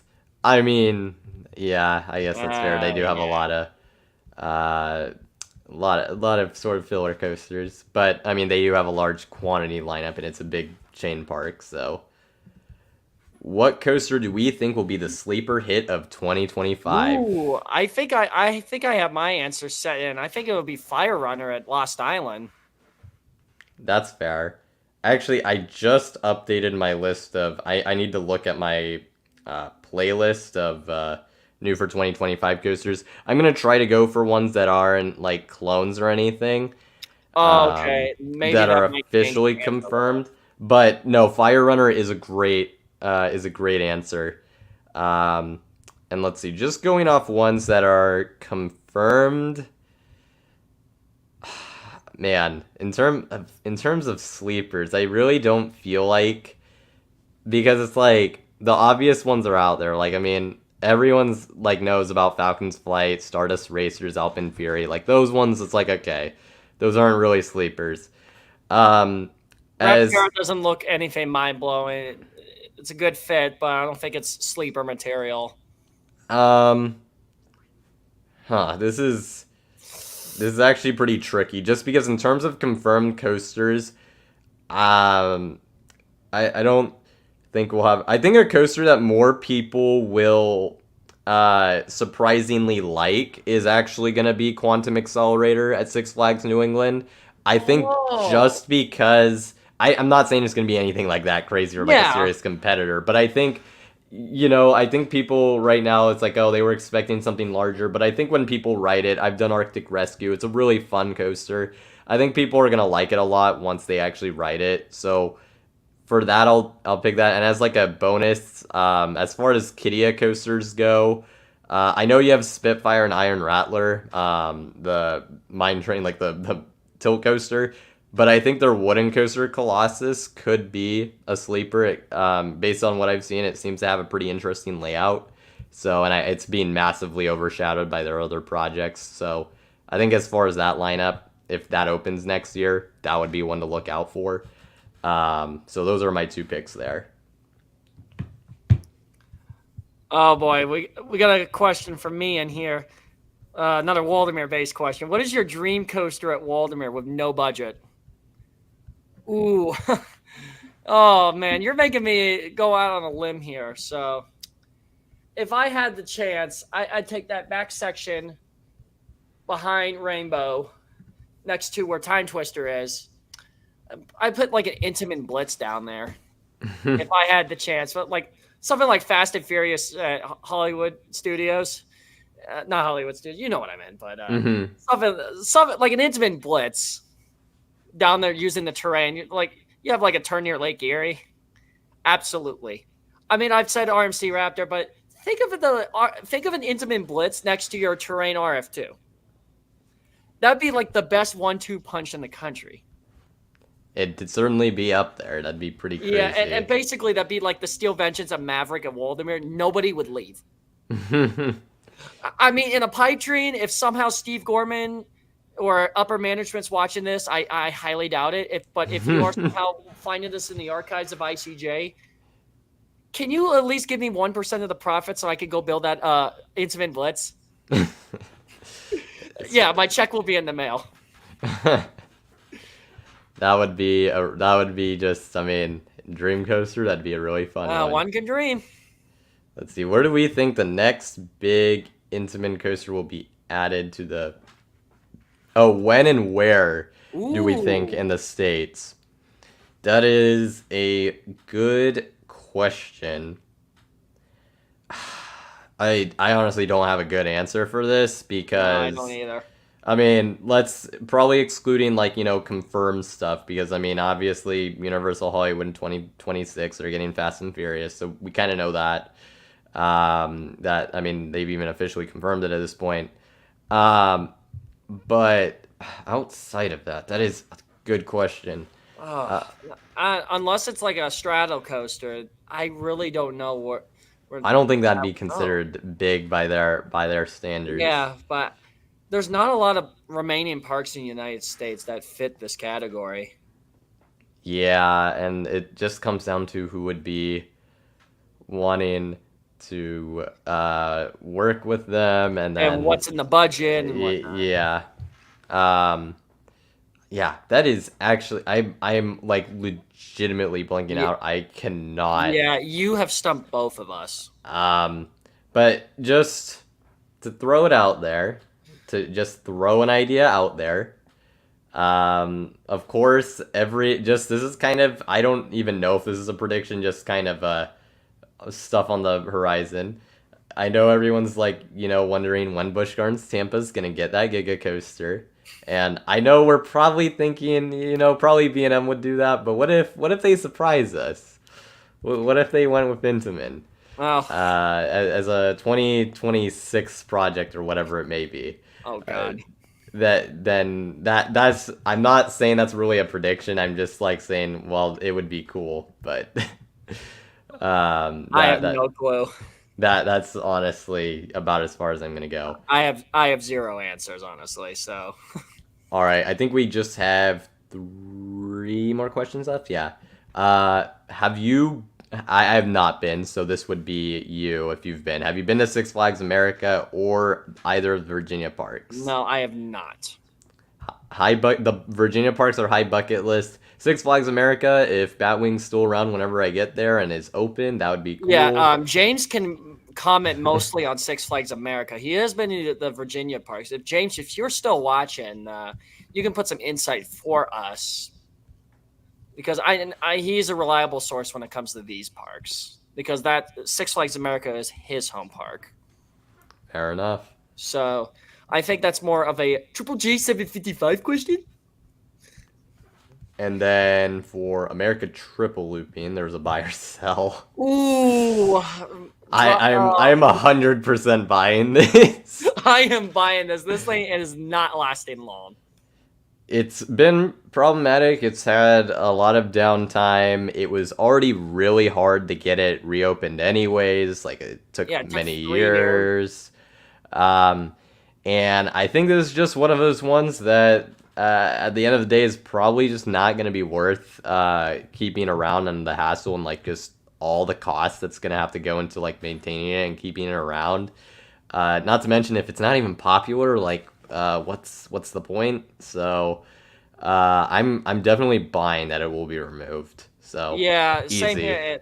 And you know what's really funny is that when it was announced that Niagara was removing and canceling the Laser Loop project, it's like, why would you take that one track piece to Indiana Beach when it's pretty much most likely not going to be built there? Yeah, it's and I went to Niagara. What was it? What's today? The 21st. I went about 2-3 weeks ago, just to get back on Silver Comet. I was mainly going to go there for Serpent, but of course it wasn't open. There were still parts of Laser Loop in the parking lot. So what's the point at this point? Because Well, they told me last year, oh, we don't know when it's going to open. Then they quietly canceled that in the minor mic. So do I really trust the sources? Yeah, it's kind of a tough situation, but for this buy or sell, it's an easy pick. I'll say That's an that. easy buy. Yeah. Honestly, 7 years I think is being generous. I'm giving it 5 or less. Yeah. Um, would love to be proven wrong and for them to sort things out. I just find it unlikely. And this is the last question that came in before that 10:40 time I mentioned. What do you think? What do we think the next mock coaster in this new Six Flags chain will be? What model and what park? That is a good question. Ooh, that's a good one. Because obviously you're not going to get an Aquaman clone. Obviously. I mean, could you could? I mean, in any case, you could get Aquaman Power Wave, the world's tallest pendulum ride. But no, I'm gonna have to think about this one for a minute. I'll let you go first. I'm gonna default to that hard one to predict just because it's like we don't really. I mean, it's like neither chain has worked with them that. I mean, yeah, Six Flags they had Aquaman Power Wave, Cedar Fair, Copperhead Strike, but it's been a little while and there's not really any form of consistency. But I'm gonna go with the that Kings Island idea. The mock launch coaster works out, and that'll be the next one going into the Vortex plot. I'm So probably I'll go just for that gonna one. concur just for the same option. But just as a wild card option, if you get an Aquaman clone at Six Flags America, that'd be the ultimate meme. That would be something. Although now they have a dilemma between whether they want that or the Ultra Surf, which which is kind of funny. Again, that's more of a James problem, not a Six Flags problem. So, Oh no. What if they decide they want to? Although to be the Ultra Surf was well, that wasn't that a cancel coaster from Vietnam. If I'm yes, I'm yeah. So thinking. they did not purchase that like initially with the intention. It just came out of the park got canceled. They probably got relatively Yeah, I good probably got deal a on cheap deal it. out of it. Probably the same with Mexico potentially getting Energy Landia's tilt. They probably got that for a Yeah. quick buck.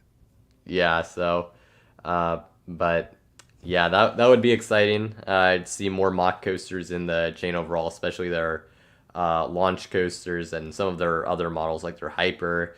I mean, the mock Striker, I'd love to see more of those. Even if we don't quite get the theming to the level of Voltron, that'd be pretty sick. So, Yeah, I um, wish we can get something like that, but it feels like all the good coasters are in Europe. in terms of the mock stuff, yeah. Yeah, the mock stuff. It's mainly Hey, PMs here. Hey, just flip around the Disney idea I had for the Villains Land. Just instead of a Vekoma New Gen launch, just make it a mock striker. Oh, nice. That'd be a good one. Yeah, that would be pretty interesting. But I think that's gonna wrap it Yeah, up. there wasn't really much I saw from the cut line. I mean, Magic Mountain, I Yeah, can understand. The only other one I saw was about if we're excited for Planet Coaster 2. you got any Which thoughts on from that? my perspective, I am very excited for it because I do dive in a little bit on Planet Coaster a little bit because I was a huge fan of RCT3 growing up, and then of course my live streams with those epic fail parks. But Planet Coaster 2 addressed something we really needed: water parks. Because I've been crying for years about adding water parks to my dream parks, and finally I can do that with some really cool stuff. So I will buy the game once it comes out this fall. So that's all I got to say. But it was about time for a second game. For sure. And I know in one of the previous streams we had, Sean from East Coaster Fan, we covered that in the news. And that's obviously very exciting. I have never actually played the original. It's Um, a fun game. Obviously, there's some flaws of like pathing and some smaller details, but building the coasters is a lot more versatile than like Art Roller Coaster Tycoon. I much prefer it over that, but not over. But I prefer even more to No Limits. okay. All I'm right. not the biggest fan of No Limits. That's fair. Probably, I imagine there's a bit of a learning curve with that one or something. Yeah, I tried No Limits like 6 years ago with a friend of mine, and I built like this crappy wooden coaster. Didn't do anything. So Planet Coaster is just that game. It's like an all around game. It's got everything you need. For sure. And the water park edition, you mentioned and other people have mentioned, but it's been something that's been Yeah, asked for for years. almost So 20 years because Roller Coaster Tycoon 3 had that in the Soak expansion. That was 2004. Now we're looking, well, besides all those crappy RCT games that came way after it, besides that, we haven't had a proper water park expansion since then. dang. So So yeah, it finally I can make drop slides. yeah, that's pretty sick. So I think that'll pretty much just about wrap it up. Jay, if you have any last thoughts before Yeah, we head so out. yeah, we're about 5 minutes to 11 Erie time here. So gonna wrap up soon. I just want to thank you guys for joining in with this live stream. Really had the pleasure of talking with Carrick once again. Thank you for allowing me to finally get a full-time cameo before my retirement. So I will give you, I'll show you a little bit of my reveal. I'm going to be uploading some vlogs, small ones from this summer from Waldemar, Kennywood, and then the new parks I go to. So expect those on the channels within the coming days. I'll probably make an announcement of what you can expect. In terms of going forward, I'm going to see how this job goes. I actually toured the news station Friday morning. So we're going to actually see how that goes. And if I get the job from there, the interview went really well this morning. So I have some very good optimism from that. If I do return to Waldemar, it probably would not be from rides. It's just reasons that I'm not going to disclose here, but that's just stuff behind the scenes. I probably want to transfer back to my previous department. And if there are plans life after ICJ, I definitely want to get into podcasting more because I tried that a couple years ago, but I felt like it wasn't the best approach, how I handle it. So I definitely want to try again with that. And when I did it, it was enjoyable. I had a lot of diverse topics to talk about. So that might be a option in my future to try that out. And then obviously I want to do my once a year Waldemar thing. So for my locals in this chat, yes, you will get a POV of Time Twister next year. You'll have to wait for that. So yes, you will get your Time Twister POV. Patience is the great. I may do a live stream here and there as well. Just maybe a couple times, maybe once during the Super Bowl like I normally do, once during the end of the season. But other than that, I'm pretty much scaling down full time from YouTube. It's been an incredible 10 years. Some of my best moments came from this, and they helped me become the journalist I am today. So I really have to respect the hell out of people from my family, my friends, my online friends like Carrick that I met through COVID. In fact, I think one of the first moments we shared was when I got hit by the car and you came on that recovery stream. Oh yeah, no, that I do like, remember that. That like was 4 years crazy. ago. Yeah. So that was like one of the first interactions you had with me. It's like, oh, I feel bad for this guy. Let's check on his live stream. Yeah, I saw that on your story. I'm like, oh my gosh, what in the world? I had to check in on you at That that was like one of point. the first interactions we had, and it's like, oh, it's one of these now. No, but I really do appreciate it. Definitely go subscribe to his YouTube. And I think I will say this from the bottom of my heart. You probably are the best when it comes to news. Thank you. I know there's other other accounts like Coaster Hub, but if I want the most direct news, I go to you because that you're reliable. There's always something new on every corner. For sure. So if you want news, bread fans, go to him. On the Waldemar news, go to me. For sure. So yeah, it's like me, Waldemar, everything else, Carrick. So if you want to start a channel, I'll end you off with a little bit of advice. Be original, be passionate about what you want to do, and don't be afraid to take risks. Because you're not going to know your end product unless you try. And I've definitely had some of my best moments. And again, don't be afraid to go out and do something you really like. Like for me, I've been to about 20 amusement parks and soon to be 140 roller coasters after my trip next week. And I've been skydiving twice.